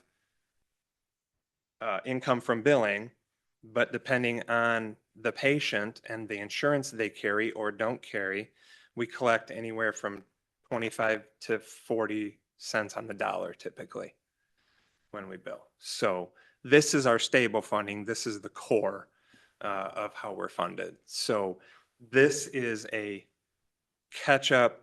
We've been talking about this, I don't know, long enough. And it's just time to change the model. And then procedurally, we'll have to do a budget amendment for that final year of our fiscal year.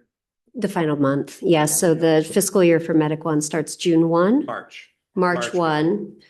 Well, then what I was going to say is not going to make sense. So what we did is, as we were in these discussions, our fiscal year started. Obviously, we couldn't just pause this much of our funding. So we just carried over from last year for the first quarter, and then we'll make reconciliation going forward. Okay. Over whether we try to reconcile quarter 2 and be done with it, or we reconcile over 3 quarters.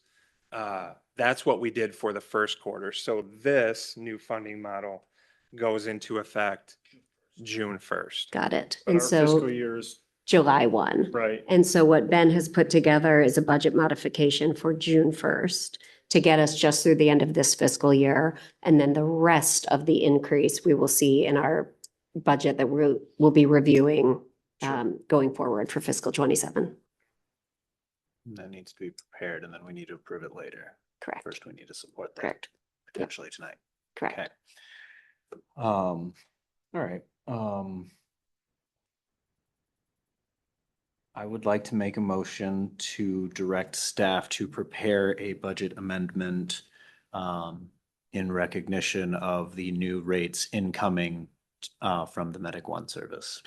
I think first we got to approve the increase and then and then secondarily, we would do a budget amendment. Or you've already baked that in.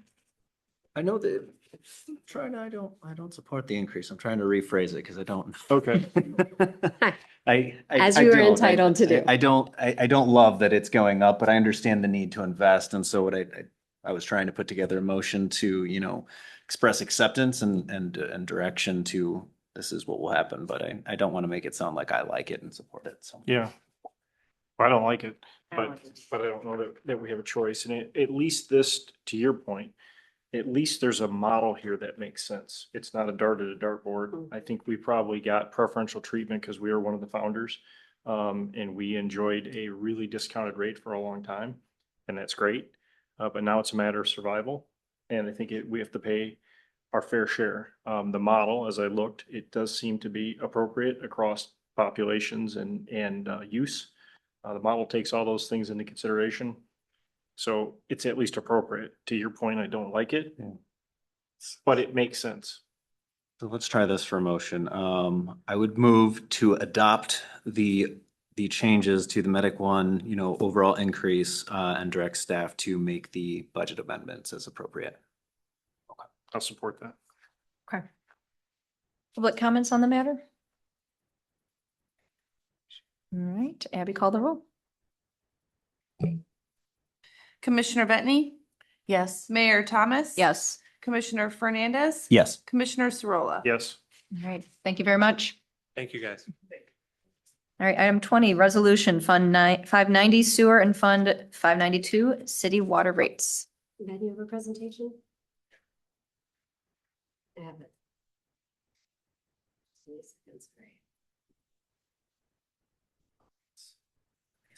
Last time. Well, Emily's pulling that up. This is a continuation of last time during the study session. We looked at two different options. We chose to go with option 2, and that's what we're talking about tonight. So those are the two options we talked about during the study session. Option 2 was the preferred option. That's what I'm presenting now. And just to recap, this is all dead at 3.5%. Hawthorne lift station pushed out, and then phase 2 of Upton, Myrtle and Riverwood, and Harrison Sewer we pay with cash. Next slide. Sorry. You're okay. Okay, so here's what we have built in. We're talking about the sewer rate and the city water rate. Just like the system water rate, I use this year's usage trends. I factor in zero growth in new accounts like we've been talking about. We have some new accounts coming on, right, and factor those in. I also factor in AMI. So expenses, we have the CSO storage tank and the lead service line, as well as known capital projects. And then this is a list of the projects that we are already committed to. The CSO storage tank, the lead service, as we know, Upton Phase 2, we have the block grant, Main Street, of course, and then Napier Avenue. And then the projects funded with debt, I've listed for each fund, the CSO, Main and Hawthorne, Anchors Way, Morning Kingsley, and then from the city water side, lead service, Anchors Way, and Morning Kingsley. Next slide, please, Emily. This is the same model we looked at last time. We used the Waterworth projection model for the sewer cash projection. Next slide. These are the capital projects for the sewer, same as last time with the timings we've talked about. And this is the debt service for the 590 fund, the sewer fund. Same things last time. And this is a better view of the cash. And remember, we're trying to keep that solid black line above the dotted black line. That's the whole goal. And then this is the city water side. Same model, Waterworth model. And these are the capital projects, same timing as last time, option 2. And this is a breakout of the debt service. And then a better view of the cash on the next slide. And the same thing, keep the dotted or the solid block line above the dotted block line. Okay. Can you go back? I went too fast, I'm sorry. Yep.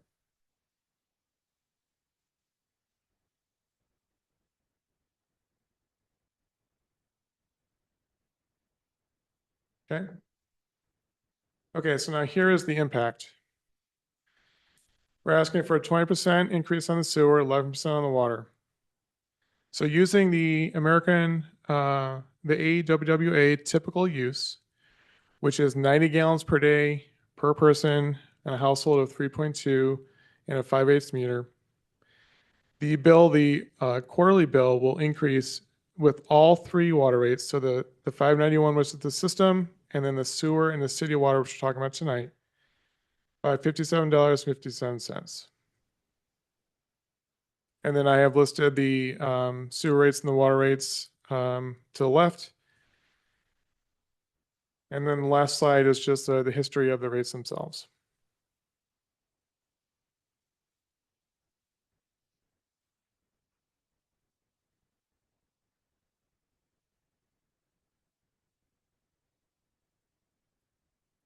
Does anyone have any questions?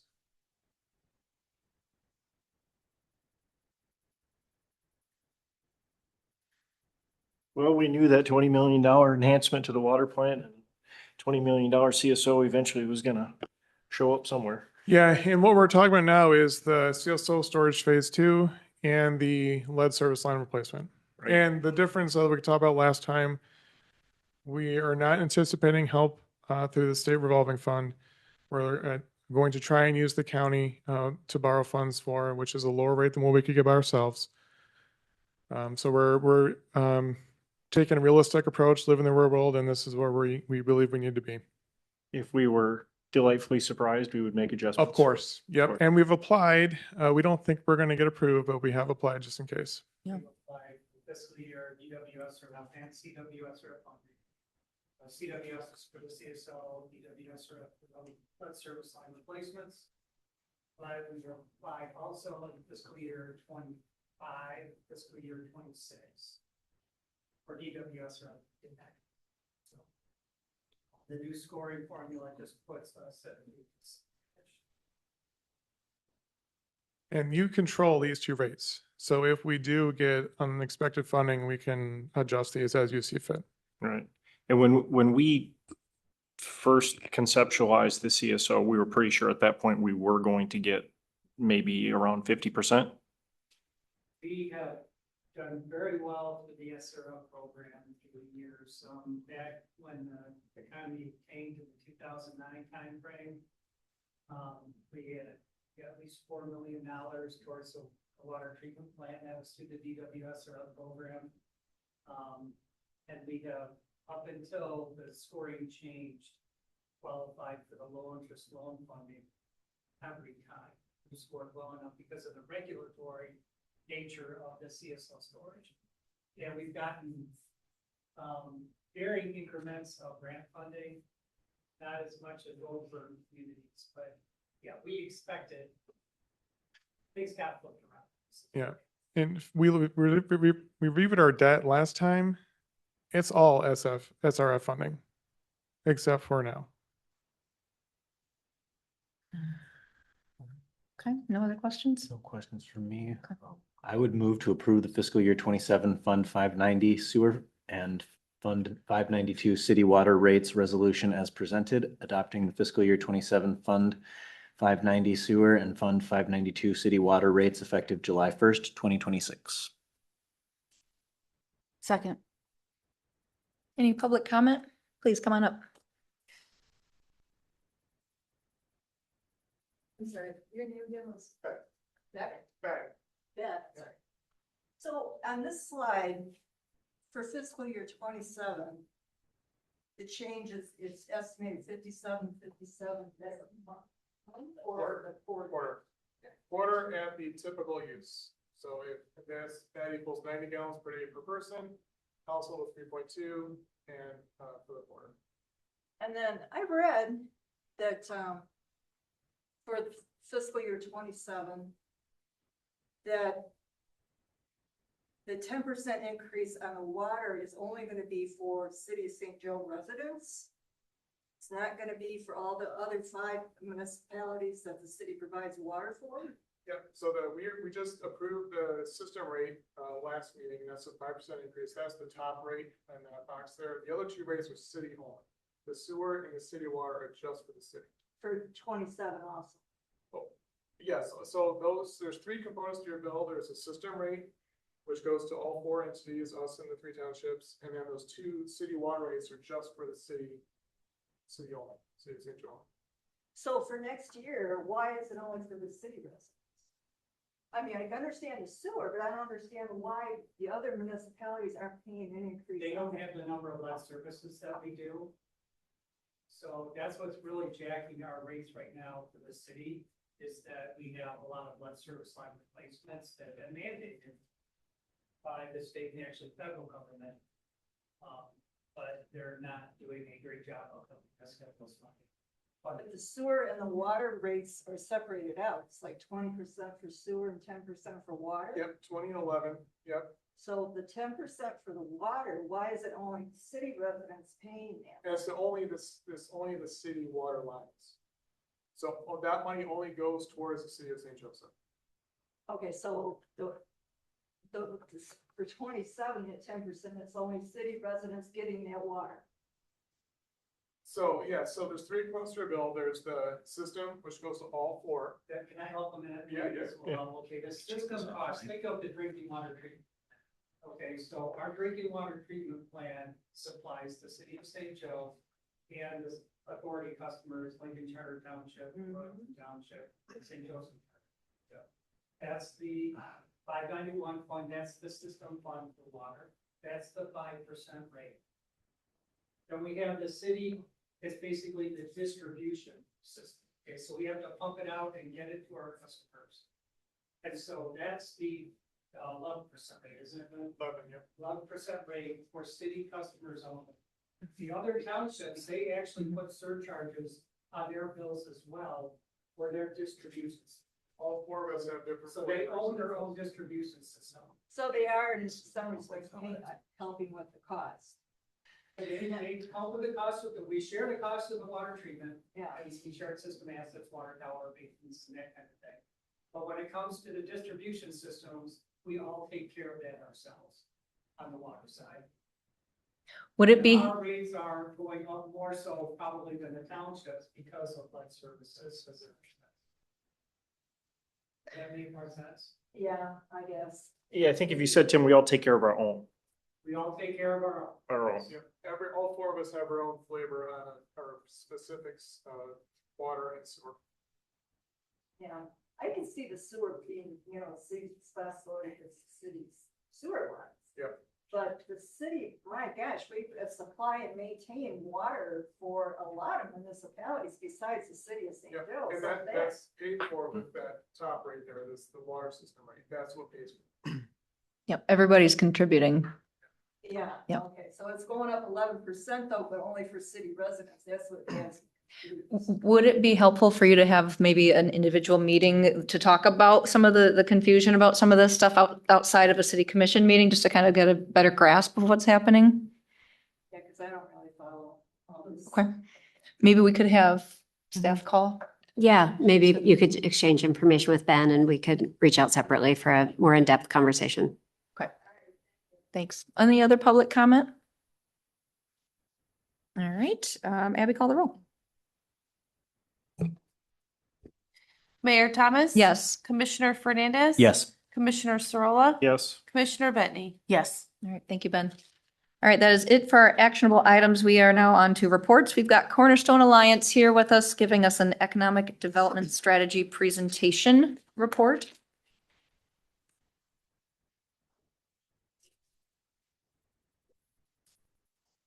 So for many years, Cornerstone Alliance has been a valuable partner to the city when it comes to projects both simple and complex.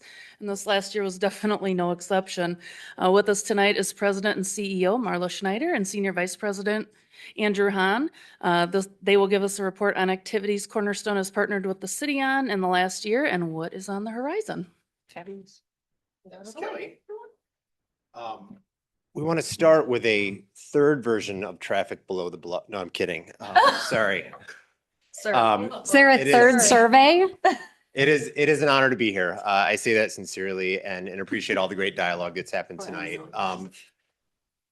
I get a lot of chances to be up here and spend time with the staff and the elected officials at the city, and it's the greatest pleasure I have in my job. Marla has not had a chance to be here in front of commission. I know she's met with many of you and been speaking on several events at our planning commission and other stuff, but I wanted to give the floor to Marla for a little bit of an intro on the work that we're doing at Cornerstone as we're recreating our strategy and our engagement in St. Joseph and beyond. And then I'm going to jump back in. Good evening. Thanks, Andrew. So Cornerstone Alliance, if we can advance the Yes. slide. We, since 2025, we've focused on 4 strategic priorities within the organization. So economic development, that is your traditional economic development, meeting with primary employers, manufacturers for the most part, which we have over 300 in our county, and making sure that we're connecting them with the resources and the tools to expand their business or attract businesses here within Berrien County. Community development, that is Andrew's division, and he is working quite a bit with the city of St. Joe in particular, and that's about placemaking. It's about setting up the proper tools for municipalities to be able to incentivize projects. We are standing up a housing resource development division within Cornerstone as well. So we commissioned a housing study in mid of June of last year. We completed that study December of 2025, and we launched the results in April of this year. So we'll go into, I think, some details on housing. We have that further in, but we're at the stage now where we're looking to hire someone to advance housing forward within Berrien County. And then entrepreneurial services, that is working with our entrepreneurs from startup to small businesses. So we are the recognized economic development organization for Berrien County. So what does that mean? We have a partnership agreement with the Michigan Economic Development Corporation, or the MEDC. That gives us a seat on the Collaborative Development Council. So I sit on that council, the CDC, along with a representative from Southwest Michigan First. So we are representing the Southwest Michigan region as the economic development groups designated by the MEDC in our region. Can advance, Emily. And this is our team. So I like to say we're small but mighty. We do a lot within Berrien County, a lot of different services. We have 11 staff members, 10 of us are full-time, and we have 1 part-time staff member. So I'm going to talk a bit about the economic development strategy that the commission adopted back in late 2024. You should all be somewhat familiar with that document. Go ahead, Emily.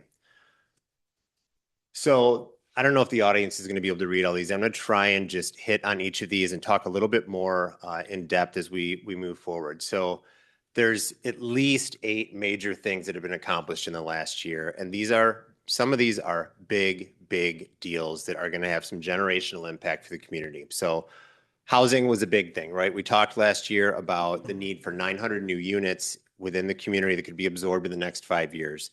There's been action on multiple projects. If you count the Harbor Shores project, some things that are happening with the numbers haven't been fully landed on yet out on Hilltop and the Marquette. That's almost a quarter of that at least. Well, it's more than a quarter. It's about half of that number. So big progress there. Downtown operations. The DDA set up a TIF district. I'm going to talk a little bit more about that in a second.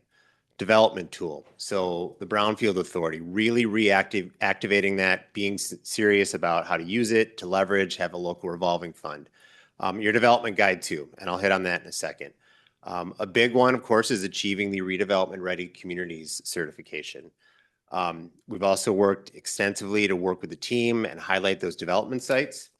We have great staff now since the end of 2024 and have continued to expand the business attraction and retention efforts. Go ahead.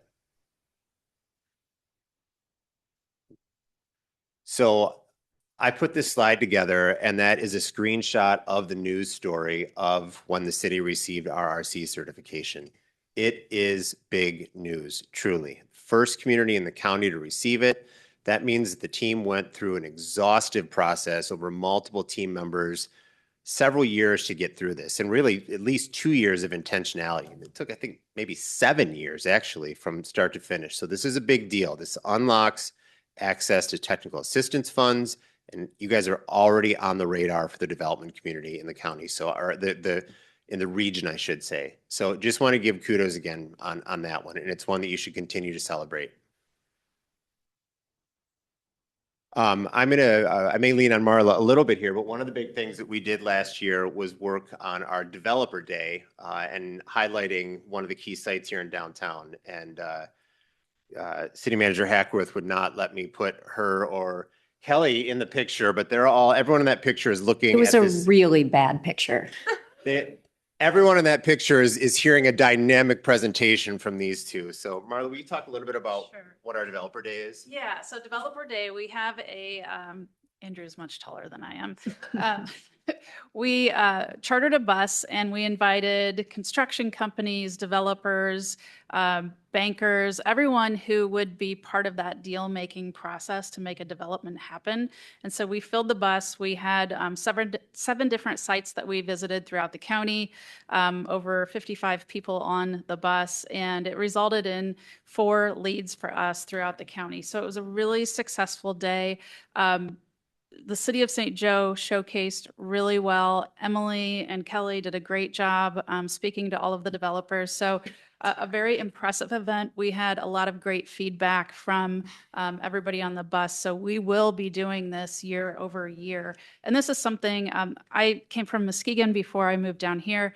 And this is something that the West Michigan corridor, so Grand Rapids area, Allegan, Holland, Ottawa County, and Muskegon County, we're very involved in doing developer days. So this was something that we brought down from Muskegon and copy and pasted it here, and it was really successful.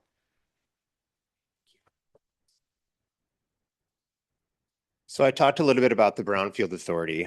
This is timely. I didn't know that there was a review or an amendment to the PUD tonight for Harbor Shores, but this is exactly the kind of project that the city will now be able to support through their authority and capture that additional 5 years of TIF at the end of a plan for the revolving fund, which will quickly add up and allow for the city to do things like acquire sites, clean up sites, build infrastructure improvements. This is a big, big deal that the city did this. So kudos to the team. Kelly continues to staff the Brownfield Authority, and it's a big lift, but absolutely one that was worthwhile.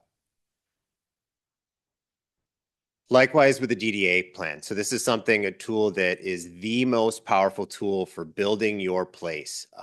And the city had not leveraged this for over 4 decades. So it's a lot of work with the team to work through this, have those discussions with downtown property owners, with the other taxing jurisdictions, and go back and look at that plan and how these dollars can be used. So they start slow, but when some of these larger projects start coming online, after their reimbursement agreements are done, there will be major shots in the arm for the DDA, and they will be able to do some really transformational work. So that public space investments, the events and marketing, maintenance and sanitation, business support program, and grants. So kudos to the commission and team on this, and all the stakeholders and the DDA board. One of the other things I want to highlight is the development guide. So this was part of the RRC process and the ED strategy. So every single significant process that one would have to go through when you're working with the city, whether you're getting a building permit for an addition to your house, to a site plan approval, zoning amendment, all laid out in great detail. So you have a clear, concise, and consistent process that anyone can walk in, they're going to get at the same time every time, and you have your timeline laid out there on the right so people know what to expect. So kudos. There are very few communities that have this in place. Emily? Last one I want to highlight, which did not come out of the ED strategy, but was one that we worked on and I think is a really impactful one as well. So downtown development authorities are able to offer redevelopment liquor licenses. This is something the city had not done. It's been in place for, I don't even know when it was approved, less than a year, right? Last fall, I believe, or like late summer. 5 new businesses have availed themselves of this tool. $20,000 flat fee for a license, significantly lowering barriers to entry. So that's typically well over 100,000, or, it's a bit of a moving target. So kudos, the city has really helped make it easier to invest here. So a couple on what's ahead for 2026-27. It's only 3 slides, so you're almost done with me. Port Place Plaza, we talked about this 3 years ago and did a public engagement session here, came up with the design. There have been a lot of other projects that have taken precedence over those last couple of years. We are moving on this now. So we are finalizing final design specs, and we'll be working to get this project going. You will see a crowdfunding campaign through the Michigan Economic Development Corp that we will be hosting. And then hopefully this thing is up and running. Our goal is to have it while there's still some warmth yet this year so that we can get out there, and looks like our friend Paul has left, but St. Joe Today can program that space and the businesses around it, and their customers can enjoy it. So stay tuned. You'll see that go live very soon. One of the other big picture things that was in the economic development strategy is really digging into the Niles Road corridor. This is the biggest business district outside of downtown in the city. So we want to work with the team and bring resources in to develop a vision for that space, for the growth and development of that corridor. That's things like this, how do the streets act, right? That's complicated. You got to work with MDOT on that, but we will bring them to the table and develop this vision. Public spaces, placemaking, make sure then that once that vision is developed for what should go there, that the right zoning and all the other programs fall into place. We've done some work with St. Joseph Charter Township.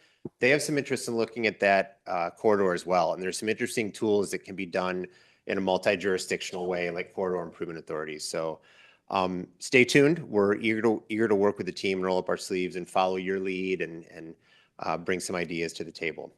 One more, is continued support for housing development. So you all heard me or all heard Marla say that we have taken this on as one of the 4 key pillars of our strategic plan right now. That new staff member is coming on board. We're committed to working with the city and exploring the way to foster the new development that you have all called for. So an exploration of regulatory reform. There's a lot of things going on right now at the state too that might make some of these things moot if some of these bills get passed at the state level. But we know what some of the levers are to turn. If you want more housing, there's a lot of things the city can do. You've taken some major steps in the last year and a half or more, and there's a lot more we look forward to working with you on. So we're happy to answer questions. I know it's been a long night. I have had a chance to talk with the team also. We would love to come back the way that we did when we rolled the community, the economic development strategy out and do a joint work session with Commission, Planning Commission, DDA, maybe the Brownfield Authority. So we will we'll work with the team to figure out when and how to structure that. Absolutely. And happy to take any questions. Okay. I don't have any questions other than just to say thank you both, Marla and Andrew, for being here and for all the work you do. I don't know if we celebrate enough everything that you just talked about, because one time I tried to go back and count all the different things that we've approved over the last several years and how far that we've come in just a couple of years. I don't know that people recognize how much work goes into it. You talked about a 7-year thing that we had going on. Where we're sitting today is a really exciting place. And whenever I talk to anyone local or out of town, I tell them what St. Joe's doing. And people are starting to hear like, oh yeah, I did hear that you've got stuff going on around there. So for being such a small, quaint community that sometimes can be a sleepy town, we have some exciting stuff happening here too, and keeping that balance of respecting our history and the quaintness of our town, but also keeping things alive and not dying. Because if you're not growing, you're going to die. And that's exactly what you're helping us do. So thank you, thank you, thank you for everything you've done for our city. Thanks, Brooke. We appreciate those compliments. And I mean, we're here to do the work for the community. That's our ethos. We aren't here to do anything to a community. So whatever your needs are, we're here to roll up our sleeves and do the work with you. That's how we operate. And Andrew's been, I think, you know, a catalyst in that for the city of St. Joe. And I know that he is very dedicated to the work that we do. I'm a resident of the city of St. Joe, so I care with that hat on, but I also care from the Cornerstone point of view as well. So thank you. Any other questions? Couldn't echo that, you know, more. I mean, it's, in our case, it's just helping us restore, you know, the vibrant city that we once were and once grew into, that we've kind of shrunk again, and just helping us find the tools to help respurn that growth. There's, you know, just when I feel like all I ever do is show up to meetings every 3 weeks and vote on a few things, someone prepares a list of all of the different things, and it's been busy, and I look forward to doing more of it with you. So thank you. I want to thank you and again echo the kudos to the team and to all of you for making some hard votes over the last couple of years, and we think they're going to bear fruit. So yeah, appreciate it. If I could just jump in. Please do. Cornerstone Alliance is a fabulous partner. Marla and Andrew are such a pleasure to work with, and incredibly knowledgeable advisors, and truly a pleasure to work with. But I also think we'd be remiss if we didn't recognize Kelly, who does the day-to-day, very heavy lifting to get this work, to continue this work moving forward. Like a So weightlifter. by thank now. you, Kelly. nice work. Okay. Well, that was a report, so we don't have any action, but thank you for coming. Come back whenever you need to. All right. Our next report is our assessing presentation.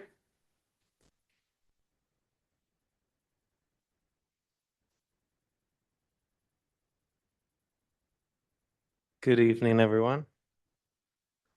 My name is Jacob. I am the city assessor, and tonight I want to give you a brief overview on what we do in the assessing department, and more importantly, what the work right now is, how it's strengthening both our department and the city as a whole. Sorry, I forgot that I'm going back and forth with you. So can we go to the next slide? Oh, actually, I'm so sorry. Go back one. This All right, one? There we go. Sorry, Nope. Second slide. There's a delay. There you go. there is a delay. Thank you. Okay. Assessing is required under the General Property Tax Act 206 of 1893. That law states that all property, unless specifically exempt, must be assessed for taxation. Our job isn't to determine tax rates. It's to make sure that property is assessed accurately, uniformly, and equitably in accordance with that law. Consistency is the foundation of the entire system. Next slide. At a basic level, assessing comes down to 3 items. We discover and list all property in the city, we maintain accurate property records, and we estimate true cash value, which is essentially market value. Everything we do feeds into building and maintaining an accurate assessment role. Next slide. In Michigan, property is assessed at 50% of true cash value. True cash value is the amount a property would sell for on the open market. We determine that amount using mass appraisal techniques. That means we're not appraising one property at a time. We're applying consistent methods across the entire city using sales data and the cost approach. Next slide. Yes, that's right. The most important thing we rely on is verified sales. We analyze those sales and we group similar properties together and we apply those sales across comparable properties. So really the market drives the value. We're just making sure it's applied fairly across the city. Next slide. One of the challenges is that we're working with a limited number of sales each year, but we have to apply those sales across thousands of properties. That means that the accuracy of our assessment depends heavily on the quality of our data. If the data isn't accurate, the results will not be right. Next slide. This is the challenge. Some of the property records are outdated. In some cases, properties have not been reviewed in 20+ years, and differences can exist between record data and actual property characteristics. This is largely due to a long-term understaffing. According to the International Association of Assessing Officers, a commonly used staffing benchmark is approximately 2,700 parcels per employee. For more than 20 years, this department has had one staff member responsible for more than 5,000 parcels, making consistent annual property reviews impossible. Today, with 2 employees and over 5,500 parcels, we are finally adequate in terms of staffing, and we can begin to address the backlog created by decades of understaffing while maintaining current work and new construction reviews. When records are outdated, it impacts the accuracy and uniformity of the entire assessment role. Next slide. As we mentioned, some of our data has become outdated over time. At the same time, code enforcement helps keep properties from falling into disrepair, which supports property values across the system or across the city. Our role in assessing is to make sure that our records reflect that. And just to clarify, most of these reviews do not increase taxes. They're about accuracy. Major changes like an addition or a demolition may have an impact, while general upkeep typically does not impact your tax bill. We're just trying to make sure that everything is fair and consistent citywide. Next slide. What we're doing about this, to address these challenges, our goal is to review approximately 20% of the city each year for the next 5 years. We're auditing parcel by parcel by checking measurements, verifying characteristics, reviewing permits, and making sure everything matches what's actually on the ground. This is about rebuilding a more accurate foundation of our data. Next slide. We've also made improvements in how we group neighborhoods. Not all properties are the same, so grouping similar properties together allows us to apply sales data more accurately. We'll continue to refine these groupings as we move throughout the city. Next slide. All of this ties together. Better data leads to more accurate values. More accurate values lead to more uniform assessments. More accurate assessments leads to greater equity among taxpayers. Next slide. Sorry, I wouldn't have made so many slides if I knew. You're good. Okay, I could have condensed them. Property tax is one of the most reliable revenue sources in the city. These taxes fund essential services like police, fire, roads, schools, etc. Accuracy is extremely important because it directly affects how fairly the tax burden is distributed across the system or across the city. Next slide. If assessments aren't accurate and uniform, the system isn't fair for either side. Inaccuracy affects how the tax burden is distributed and can impact public trust. Our goal is to make sure that the system is as accurate, consistent, and defensible as possible. Then next slide. The assessment department, or the assessing department, is the foundation of local government. When assessing or assessments are accurate and uniform, they support a fair system and reliable funding for the services the community depends on. Right now, my assessing technician, Jill, and I are focused on improving data quality, updating records, and modernizing our processes. It's going to take time, but we're confident that the work we're doing is strengthening both our department and the system that the city depends on. Sorry, I'm not much of a public speaker. Do you guys have any questions for me? No, but being around for a little while, a few years now, I can remember back to when we didn't have a full assessing team. And so finding that problem out and hearing how far we've come, and thank you to staff for correcting the problem and being at the place that we should be at. So I just appreciate seeing how far we've come and knowing it's working. And I do want to thank Emily and Ben both, because they understand how important assessing is. I mean, people's properties are most of the time their biggest investment. So I know that they would want to know that we're doing everything we can so that they're paying taxes on an accurate assessment. You guys understood the problem and took action, and I really appreciate that. A lot of people don't understand assessing, so they kind of let it exist in the background or don't get to know what it is. And you've both been very open to talking and understanding. Thanks, Jacob. One of the things that I've really enjoyed about Jacob's approach, and Jill's as well, he's stole someone from the other side of Ben's team who he's trained up and is now his assistant assessor, is that, I don't know if this nuance came through in the presentation, he's working sort of both wholesale and retail, if you will. He has made these really important updates in our assessing system that impacts at a fairly large scale the way that we have historically, Jacob will have better words than I do, but defined certain neighborhoods or certain properties that needed to be refreshed. Yeah.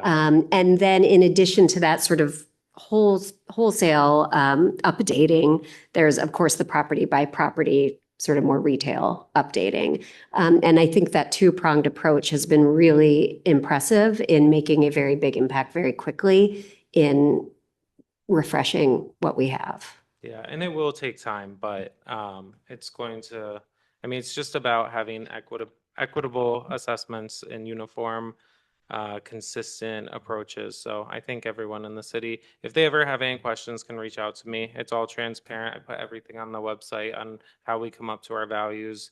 And I'd be happy to explain to anyone how we work.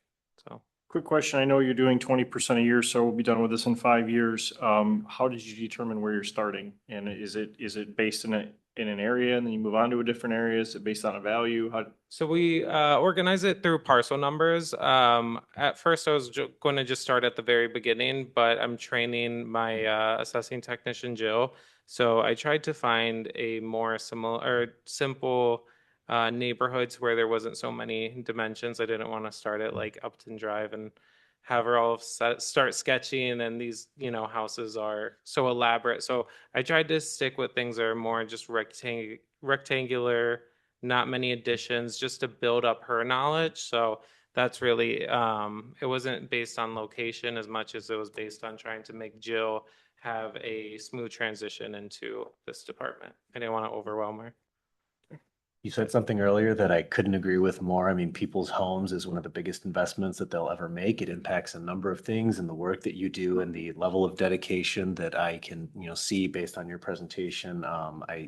I think a lot of people would sleep good at night if they knew that you are working as hard as you are. I appreciate that. I was going to say it's not the most popular department, but it does fund all the essential services. So I'm happy to be a part of a system that we do all rely on, and the work has to be done. So thank you. All right. And can we just brag about Jacob for a second, that he is the regional guy? So Michigan Assessors Association, I am, there's only so many, I think 2 state reps per district. There's 3 districts. So I'm a state representative for our district. Cool. One of Because he's two, very so. good. Good. Way to rep We St. got a Joe. winner. All right, thanks, Jacob. Okay, I believe that concludes our reports. We have some city manager comments. I have 3.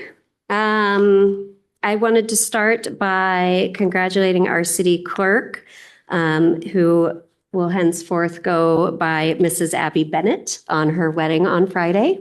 Congratulations, Abby.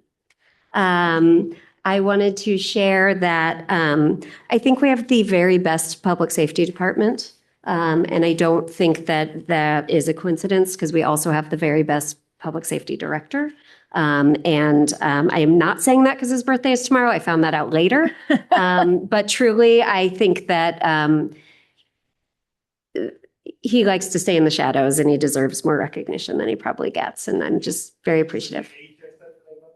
The what? Oh, he's turning 40. Yes. Oh, welcome to the club. Yeah, I know. I know. Me too. Service, Steve? Is that what we're doing? 40 years of service? And thanks again to Kelly Ewald, who really is driving things forward in a very big way. That's all I got. You do have a very cool team. I agree. Mhm. Thank you for that. Any city commission comments? Looking forward to see, I mean, we've talked about some of the work and reviewed a little bit tonight, so looking forward to what we do in the next few years. So nothing else tonight. Please, everyone come out. I believe isn't Blossom Time on the 9th, Blossom Time Parade. So come on down, enjoy it. It probably starts about 1 o'clock. I don't know. I have to be there, so. You get to be there. The youth parade is this Saturday at noon. Thank you, Steve. Is our Antiques on the Bluff this Sunday? This Sunday? Ooh, awesome. Already? Go look for some jars. Okay, moving on, we have a study session, so why don't we take a 5-minute break to reset the room, bathroom, and do all that? Okay.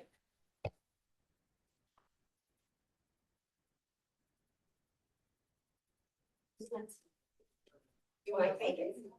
I know, I have to recognize my wonderful team.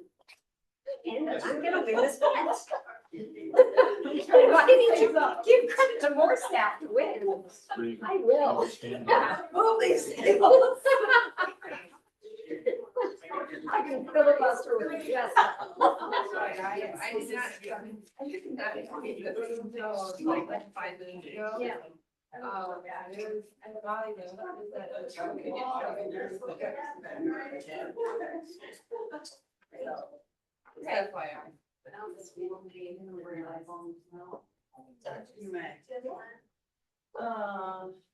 Are we shooting for a specific time, Brooke? Huh? Are we shooting for a specific time? I guess 9:15 is a guess. So we got 30, less than 30 minutes. All right. Emily didn't think it was right. Where were you at? Oh, I was close. 9:30? Try and guess on these things. Go over the agenda. They better do something.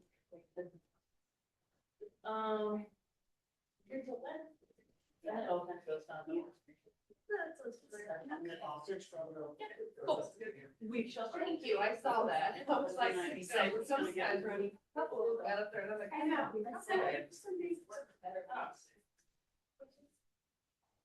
Thank you. Hey, make sure you get the paper up front. Make sure you say he's turning 40 again. No, just. 40 for what time? And again. First time.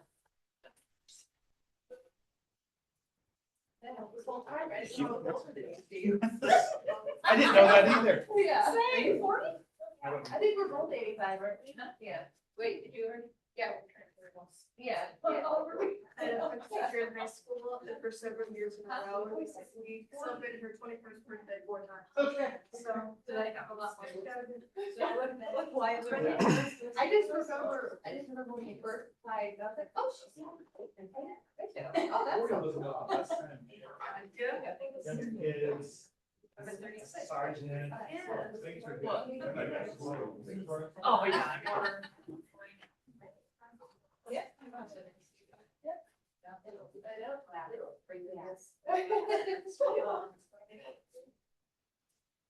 I'm 21 and it's not what they make it out to be either. Yeah, yeah.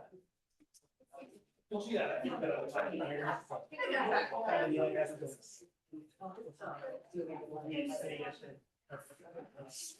think you'll see? It's for a couple years. It's good, it's good experience, for sure. Learn a lot. This one. Oh, it's good. You know the best time. Yeah.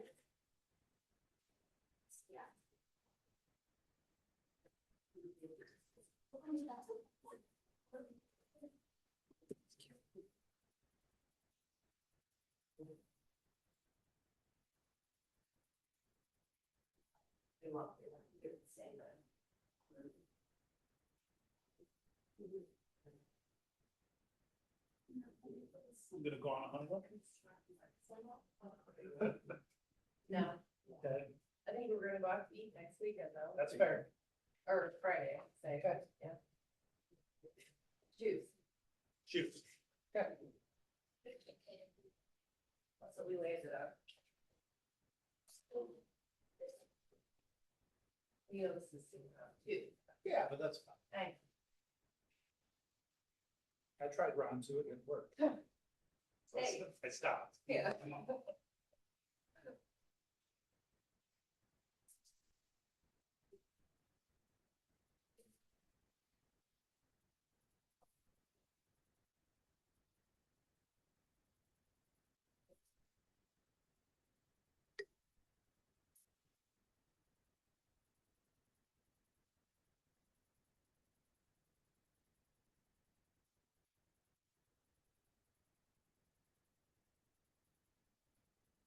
Thank you. Yeah. Take a little bit that way back. Yeah. I think.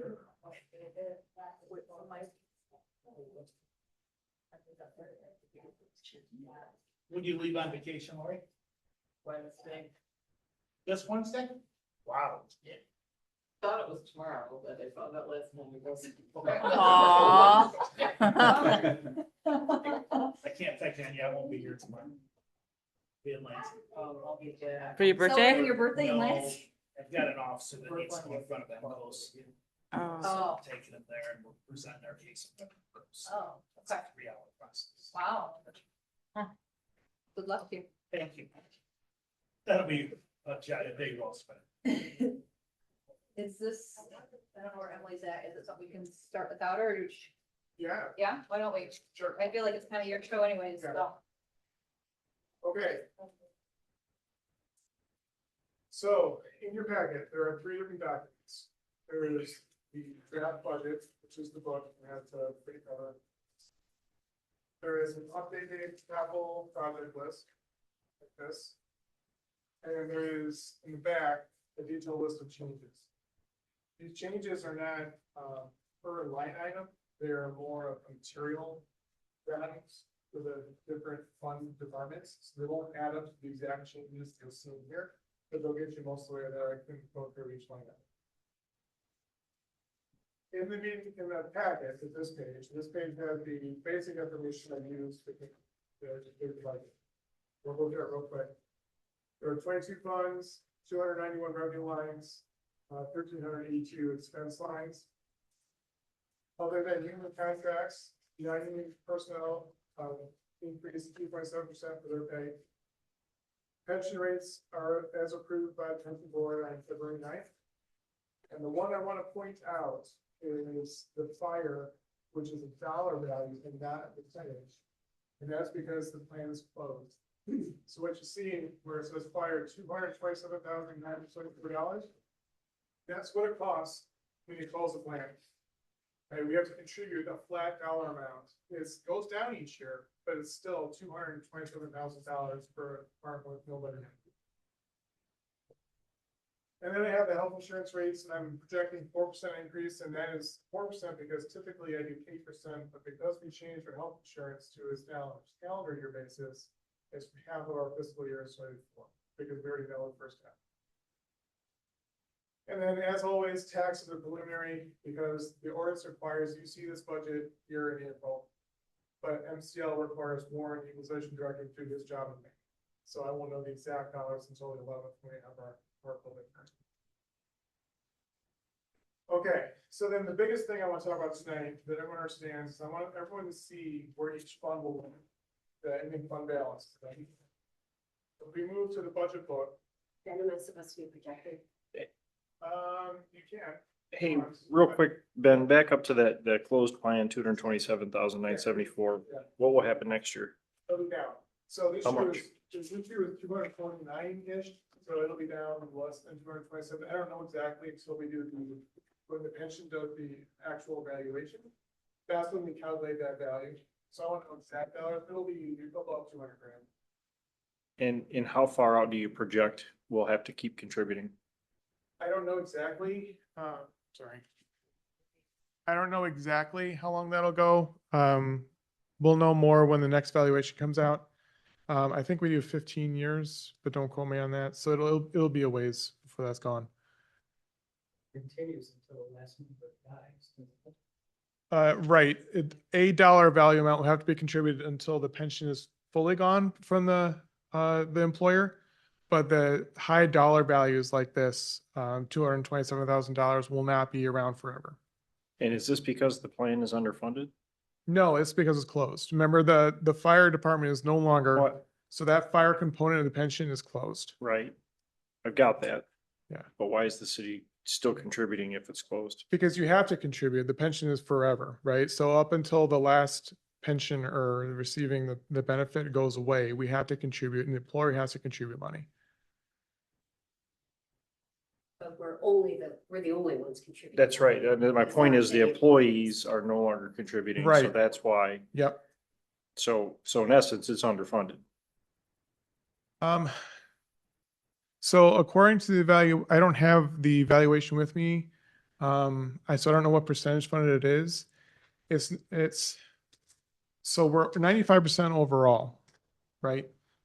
The fire portion itself is not underfunded according to the requirements by the state. I don't remember what it is exactly, but as far as, are you referring to cash flow?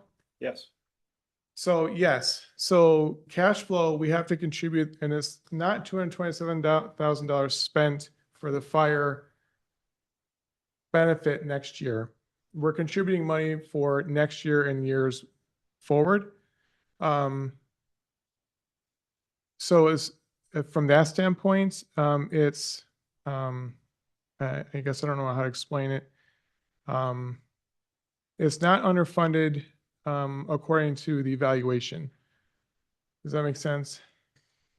Well, it sounds like the recommendation from the group that Valuation, yeah. that values these actuaries, pensions. yes. It's not necessarily a zero sum. It's not necessarily a fully funded. They're saying relative to other pensions, it's probably fully Not funded. relative to our projected needs. Okay. I guess I'm confused. I thought, Tim and I, we've always talked about this, that in the case of the employees here, public employees here, that the pension's actually overfunded or has been at certain points. Yes, it has And been. I'm just saying, if we have to keep contributing for 15 years, but the employees aren't, it doesn't seem to be fully funded. It's a byproduct of closing the plant. Yeah. Because you no longer have the employees paying into it. I would say, And my point is, then they didn't pay enough on the front side. no, I mean, when they look at it, we were over 90% funded. So what they look at is the normal cost of what that future benefit of that employee is gonna be, and they have all their actuary tables and everything they work out. Mhm. But the fact is, when you close it out, that plan, that promised benefit continues until that last pensioner in the closed plan is gone, essentially. So there's definitely a cost to closing the plan by doing it.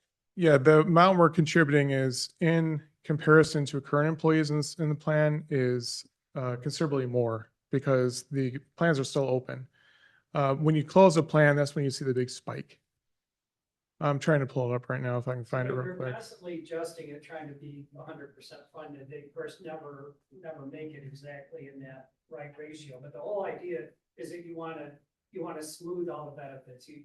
Like, for example, the market gains or losses are smoothed over a 5-year period of time. The unfunded accrued liabilities of your costs for your pensioners are also smooth.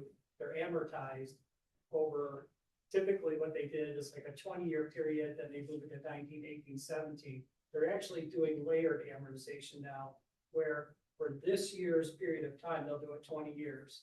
The previous years, it'll be 19 years, then 18 years, and so on. And again, the whole idea is to smooth that cost to the employers to fund the plan, to keep it level while still maintaining, again, funds to pay the promised benefits to all pensioners. So the whole plan is 94.3. The fire component is 90.3% funded, including the expected contributions.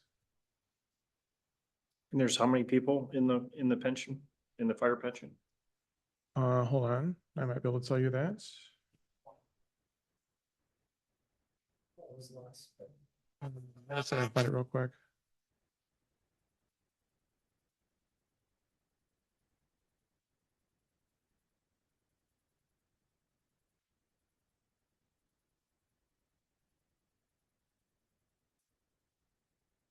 I don't know if I can get there. Hold on 1 second.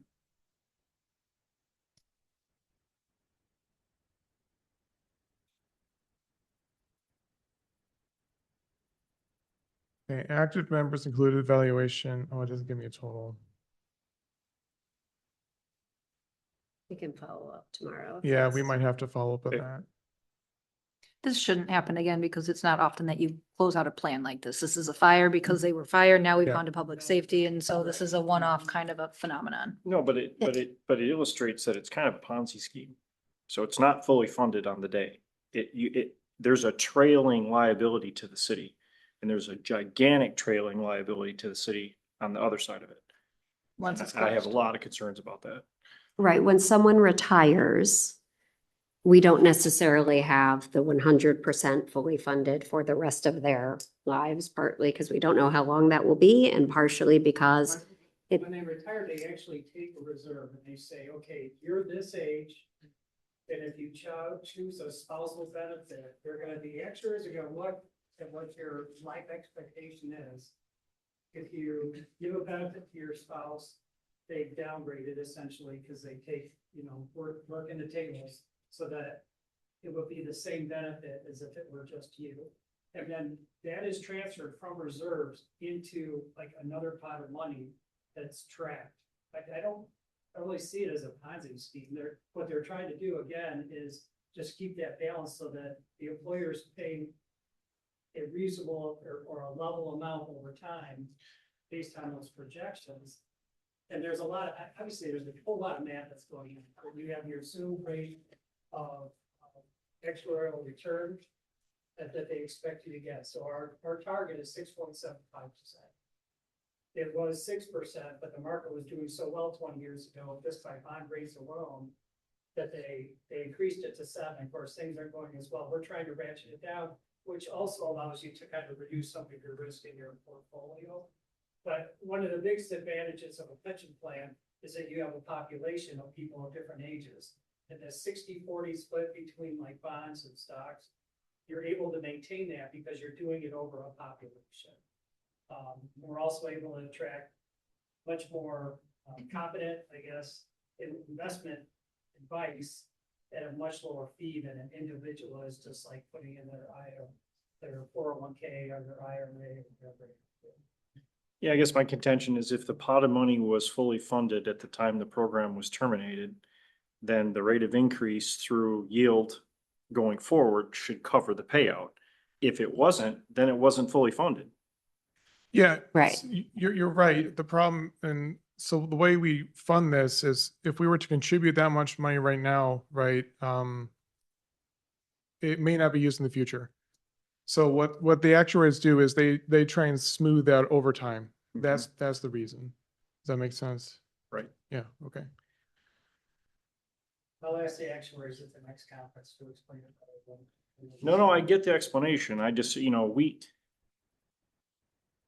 we have no idea what our book liability is. That bothers me. We do according to the valuation. Is that what you mean? Well, If the actuaries have calculated that value. right. But we don't know, it's gonna make micro adjustments over the course of the next 15 years. Based on what they've calculated today, what's our booked liability over the next 15 years?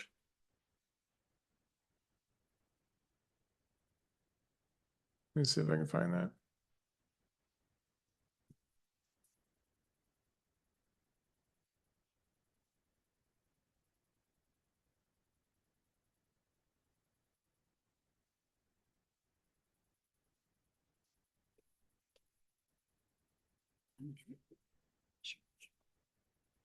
Okay, for the fire, the total accrued liability is 15,062,829.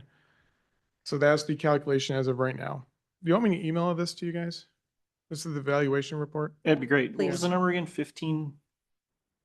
So this is from page A3.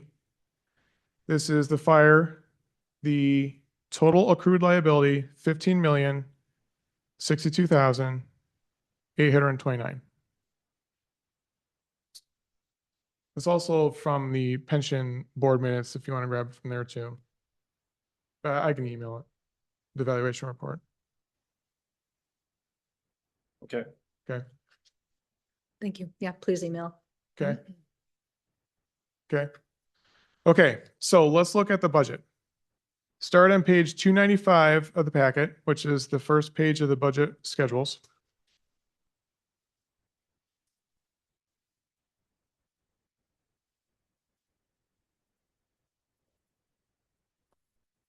So the columns that we need to look at here are the 24-25 activity. That's last year's activity.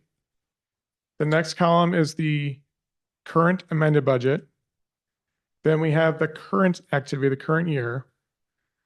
Then we have the projected activity. That's where we think we're going to end the year. And then we have the recommended, which is the budget that we are talking about right now. Most of the explanations I did in the packet are between the projected and the recommended. In some cases, they were not, and I noted that in my description. The first page we're looking at 295 is the general fund. And if we look to the next page, 296,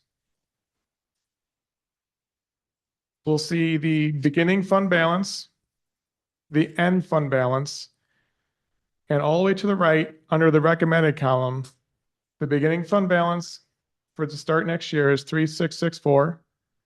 And we're projecting we're going to end at 3720. So those are the columns I need everyone to understand as we look through this book. The ending fund balance for each fund. And that's because of the change in the recommended column. Okay. So back to 295. At the top, you'll have revenues, and then at the bottom, we'll have expenses.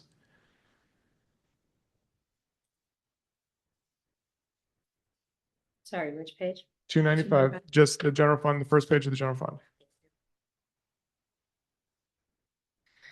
The increase in property tax, is that directly related to our presentation from the assessor?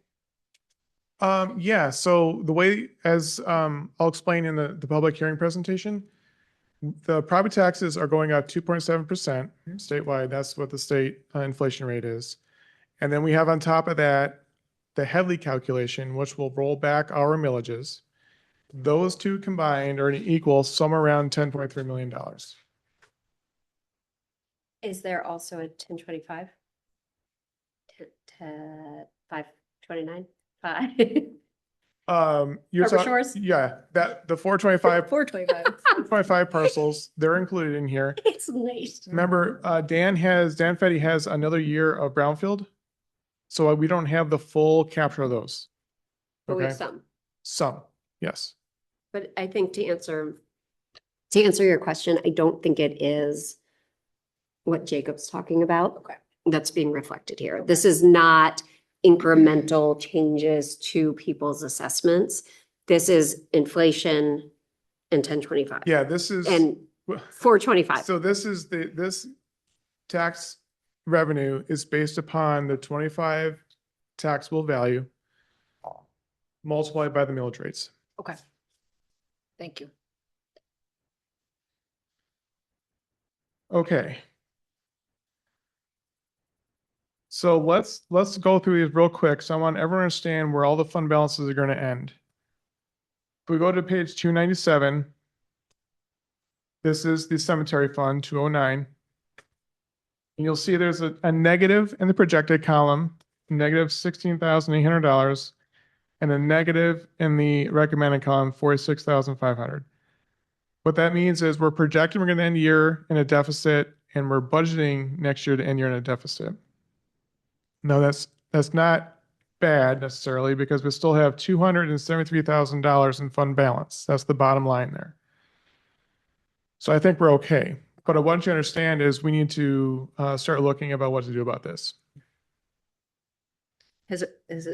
How long has it been running at a deficit? Just so if you look on the activity here and you start at where it says net of revenues and appropriations, we ended last year at a positive 1948.87.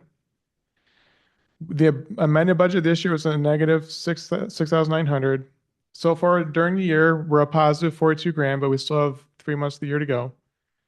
We're projecting we're going to end 16,800, and then we're budgeting a negative 46,500. I have a meeting with the cemetery board to review their rates. I am projecting reduced transactions, so lower revenue, not necessarily the rates won't necessarily help that, but that's just what I'm experiencing in the actuals. The next fund is the 202 fund, which is the Major Streets Fund. This is the Act 51 fund. Remember, there are two flavors of Act 51. We're projecting to end the year at $3 million. However, I want everyone to look in the revenue where you see the $1,675,000. That is a transfer in from the 204 Streets Fund. And the 204 is the portion of the general fund tax revenue that we siphon off and move into the streets. So we're projecting, next year, we're recommending to use $1.7 million of that. And what that money funds is the projects. Because we know Act 51 does not give us enough money to fund the projects that we have. So that's what the 204 fund is for. Okay. Okay. Mhm. But we're gonna end the year very healthy in 202. 203 is the second half of Act 51. This is the local, and as we know, the Act 51 fund leans heavy on the major, light on the 203.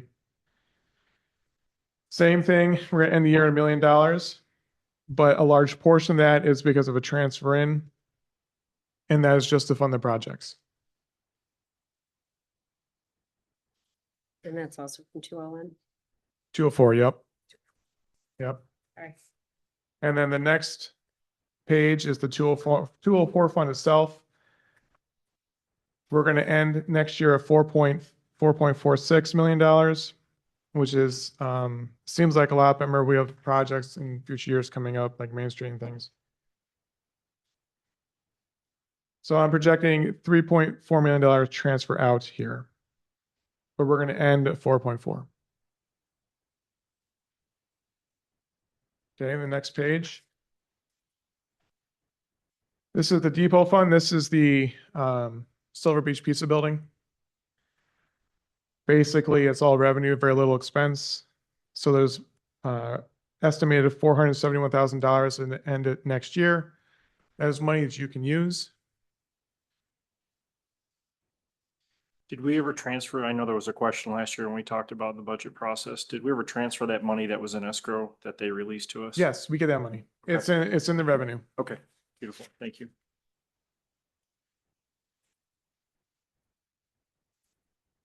Next page is the rubbish collection fund. This is the millage, the rubbish millage we pay. And I'm not increasing any millages.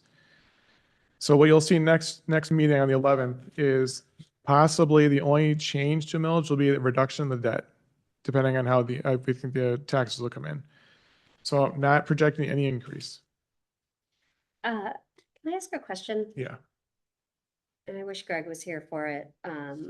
Lisa was asking about recycling downtown and in Lake Bluff Park. I know it comes up regularly.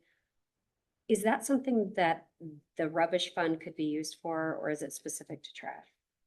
No, yeah, you could use that. Could use it Best for way, recycling. best way does recycle. Okay, so there are some funds here that we could tap Yes. into if that's something that Yeah, we'd the have to commission wanted to pursue. check the contract with Best Way. Absolutely, Yeah. understood. We'd need to talk to Greg about it. I just wanted to clarify. Yep. Thank you. And so this fund also, we're projecting a negative for this year and next, but we still have $737,000, which is plenty. GFOA recommends 25% or 3 months or 90 days of fund balance. We have plenty in this fund. If this trend continues next year, 28 budget, then we can talk about what to do. Remember, my first year, we reduced the millage in this fund because it was growing. Yeah, Right, John's right. last year. Yeah. And we John's last year. expanded service to apartment buildings too. Is that what's causing this deficit? It could be. I am expecting expense of $1.4 million. I don't know exactly off the top of my head what that additional expense would be. We'd have to ask Greg for that. Yeah. Yeah, I'd be curious to see over time, you know, Yeah. when we made that adjustment, if it Yeah. fell quickly. But I don't want to touch any of the millages too until we get the full 425 parcels on. Let's let that come in and bake in, Mm. and then we can address this. Right now, we're fine though. Okay. Plenty. Next year, yep. Those are fruity. No, they're so good. The next fund is the Law Enforcement Training Fund. We are expanding the use of this fund. This is money we get from the state for specific law enforcement training. So we're spending, we have a deficit spending this year projected and next year recommended, but that's just because we're using money that comes from the state. We still have $7,000 in fund balance next year, which is plenty. We can only spend what we get, so whatever we get from the state, we will try and use. The next fund is the Drug Law Enforcement Fund, as we've been talking about a couple of years now. This is going to go away. We did a budget amendment this year to use that money to buy flock cameras, I think. So when that comes in, the expense comes in, this fund will be gone. Same thing for the next fund, the Law Enforcement Fund Criminal Forfeiture. These are both programs that are dead. This literally is, we have $60 sitting in this fund. It's costing us way more to keep it as maintaining the fund than it is just to have anything with it, so it's going away. How do you spend the rest of that money? I just really use a portion on that purchase. The next fund is the band fund. The only reason why I'm projecting deficit this year is because we have those two projects. We have the band paint, rust and treatment, and the band sound system improvements. Otherwise, this fund will make more money than we'll spend. There's $426,000 next year. So we may look at that depending on how we go. There's lots of money there. The 301 fund is the debt service fund. That's for the last loan. It'll be done next year. And this is the one I'm trying to thread the needle. I'm trying to bring in only what we need. So I have to cover, I have it transferred from the general fund just in case we need the money. The next one is the 401 fund. This is the capital project fund, which we've been detailing in a separate discussion last time, and I have an updated schedule in the packet this time too.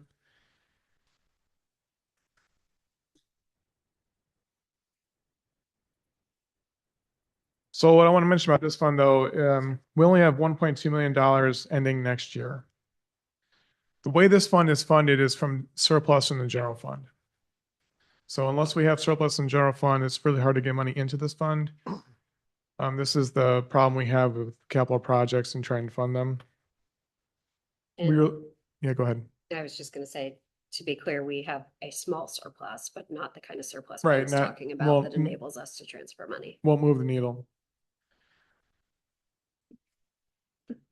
The next page is the 419 fund. This is the long dormant State Street Rehabilitation Fund that was just sitting there and we moved out, so it's going away this year. It's money that was held, and when we used to use a separate fund for capital projects, We stopped that practice a couple years ago, so I just moved the money back out. This fund will go away. The money is back where it came from in the three, to the sewer, the city water, and the street fund. The next fund is Lighthouse Capital Improvement Fund. I am lowering the transfer in to this fund from 25 grand to 10 grand. If all goes according to plan and we have $25,000 in expenses, which we have not seen in a couple of years, we'll have a deficit. A portion of that $25,000 is to build a display case for the Fresnel lenses. Oh, yeah. I was gonna ask about those with the lighthouse tours. Yeah.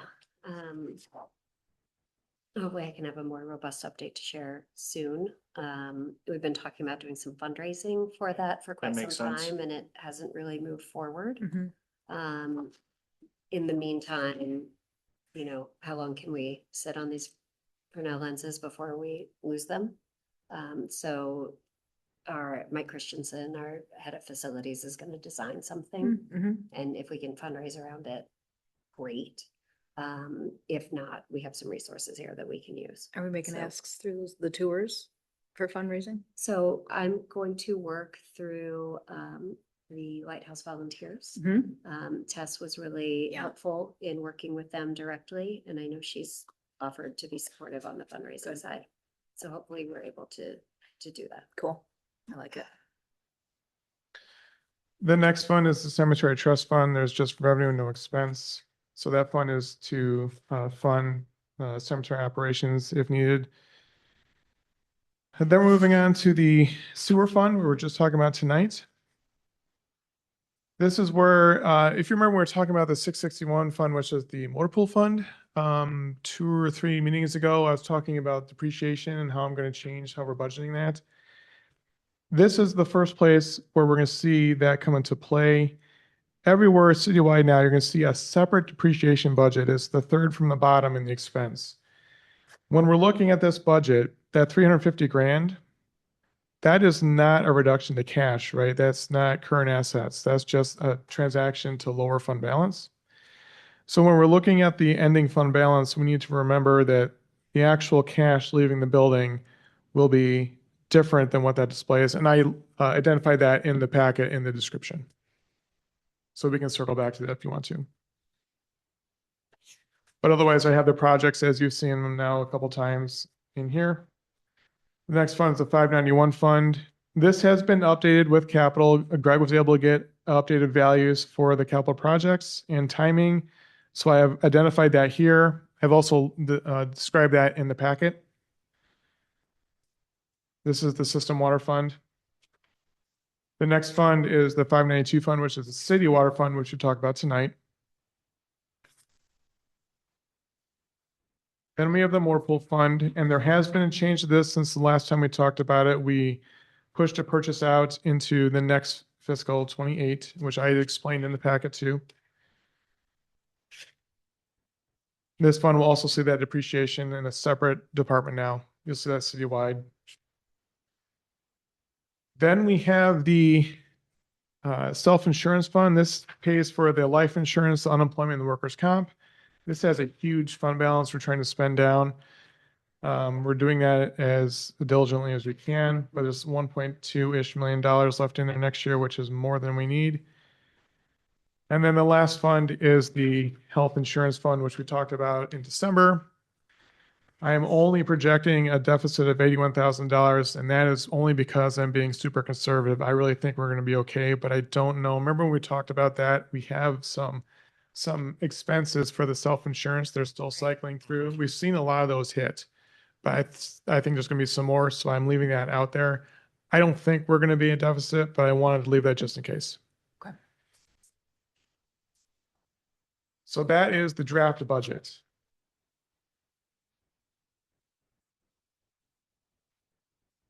Do you want to walk through the changes or? The One changes, thing- go ahead. Yeah, the one thing I want to point out on page 322,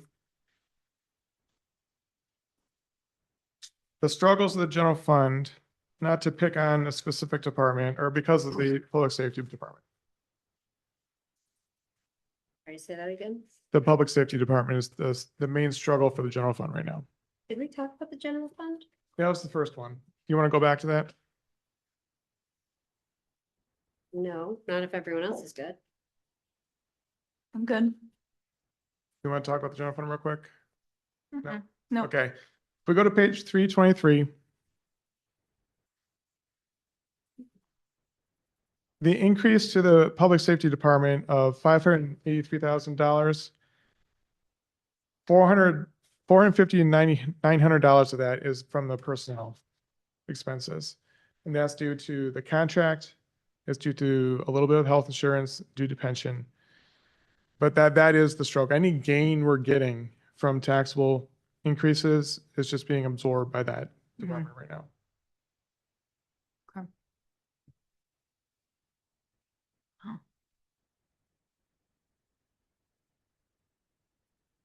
We will negotiate that contract again very soon. It Well, it's not expires. gonna go backwards. Well, I agree with that. That's for sure, but this is the contract that I inherited. And while it's not gonna go backwards, I think we can certainly tighten it. Steve, it's probably a silly question because I know you're an ineffective leader, but is there any structural changes in the department that could be made that would reflect the cost savings? Part of that minimums, I don't know what else we could do, and the problem that I have, I understand that, but we're running what we pay equal to Central Township, equal to Lincoln Township, and equal to Barron County. We do 2 jobs compared to their 1. I don't know how these townships and cities are increasing their pay. We have to stay somewhat effective to be able to get quality people here. I've got an opening right now and I got 1 qualified applicant. Right. It's a scary time.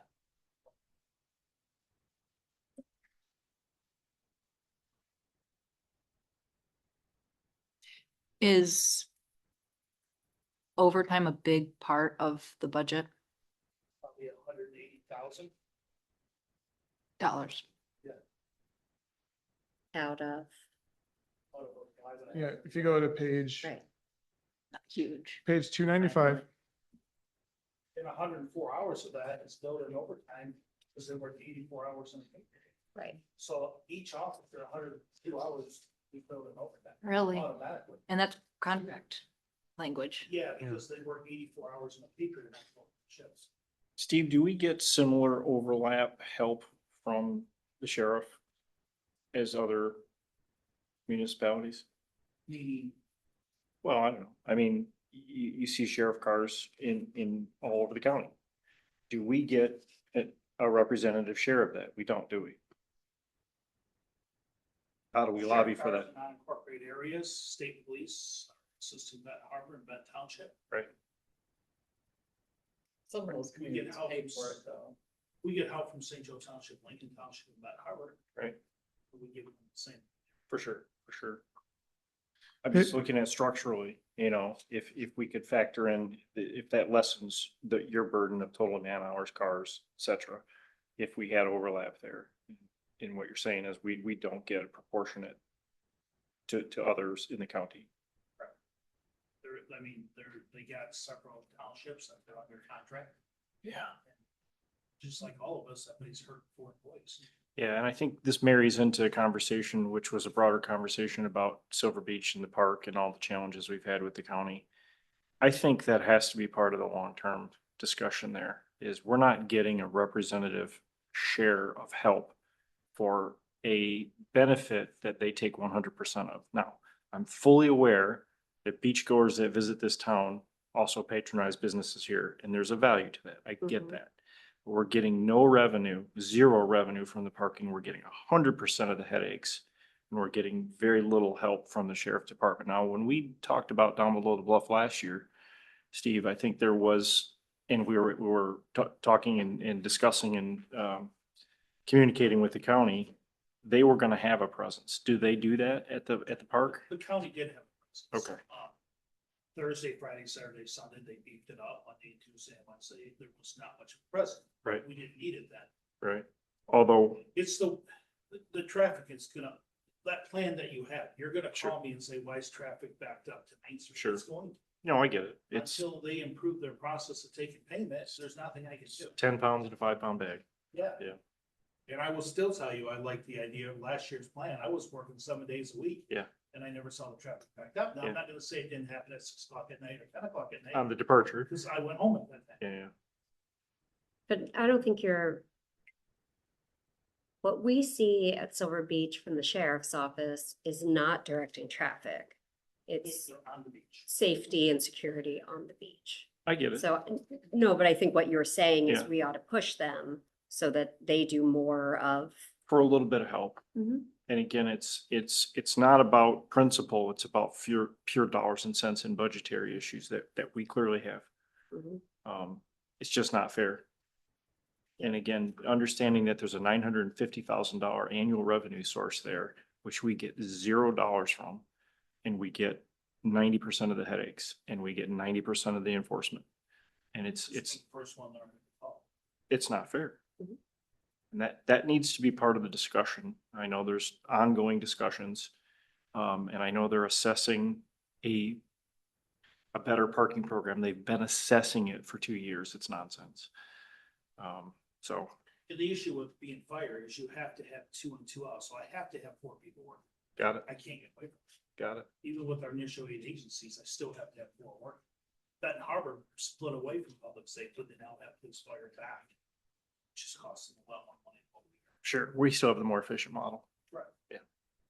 Okay. I knew what the answer was gonna be, but I had to ask. Is there, and it really wasn't about what can you do, it's about what might we be able to get other partners to do to help and to drive some efficiency? And I do think that's gotta be a negotiation. I don't know who we talked to, Chuck, about that? Is that? Yeah, I think Steve and I can do that. They're typically in our meetings with Jill and her folks as well. We can try. There are things And we can do in the contract. Next year, I'm not saying there's not. We have a plan Yeah, that's gonna help a little bit. and again, that's about slowing the rate of increase. It's not gonna go backwards, Right. so, I don't disagree with that. okay, thank you.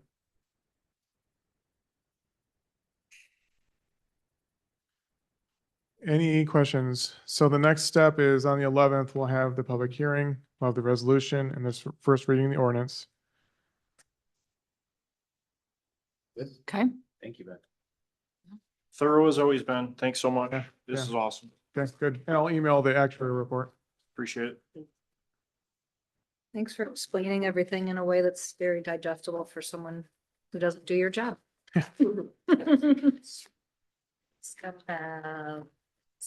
Closed session? session. Okay. All right, so next order of business then would be closed session. I think we need a motion.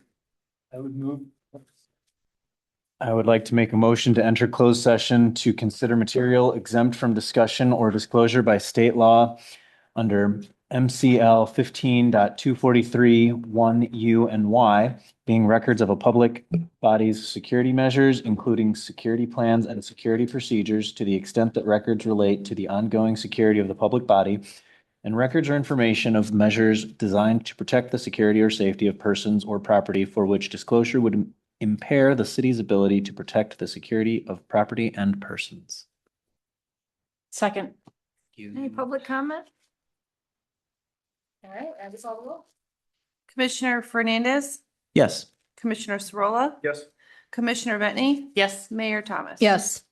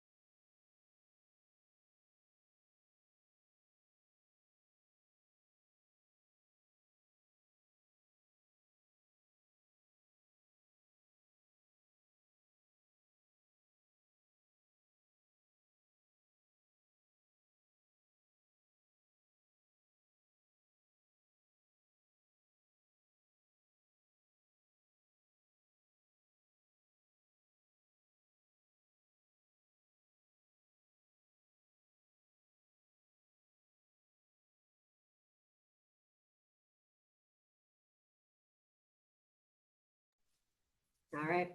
Okay, a motion to go back into. I would like to make a motion to return to open session. Second. Any public comment? Happy call the roll. Commissioner Sorolla, Yes. Commissioner Betney. Yes. Mayor Thomas. Yes. Commissioner Fernandez. Yes. All right, and then the statement for the closed session. I would like to make a motion to authorize Department of Public Safety Director Steve Newbecker to sign and execute a safety plan as advised. Second. Public comment? Happy call the roll. Commissioner Betney. Yes. Mayor Thomas. Yes. Commissioner Fernandez. Yes. Commissioner Sorolla. Yes. All right, that concludes our meeting at 9:44 PM.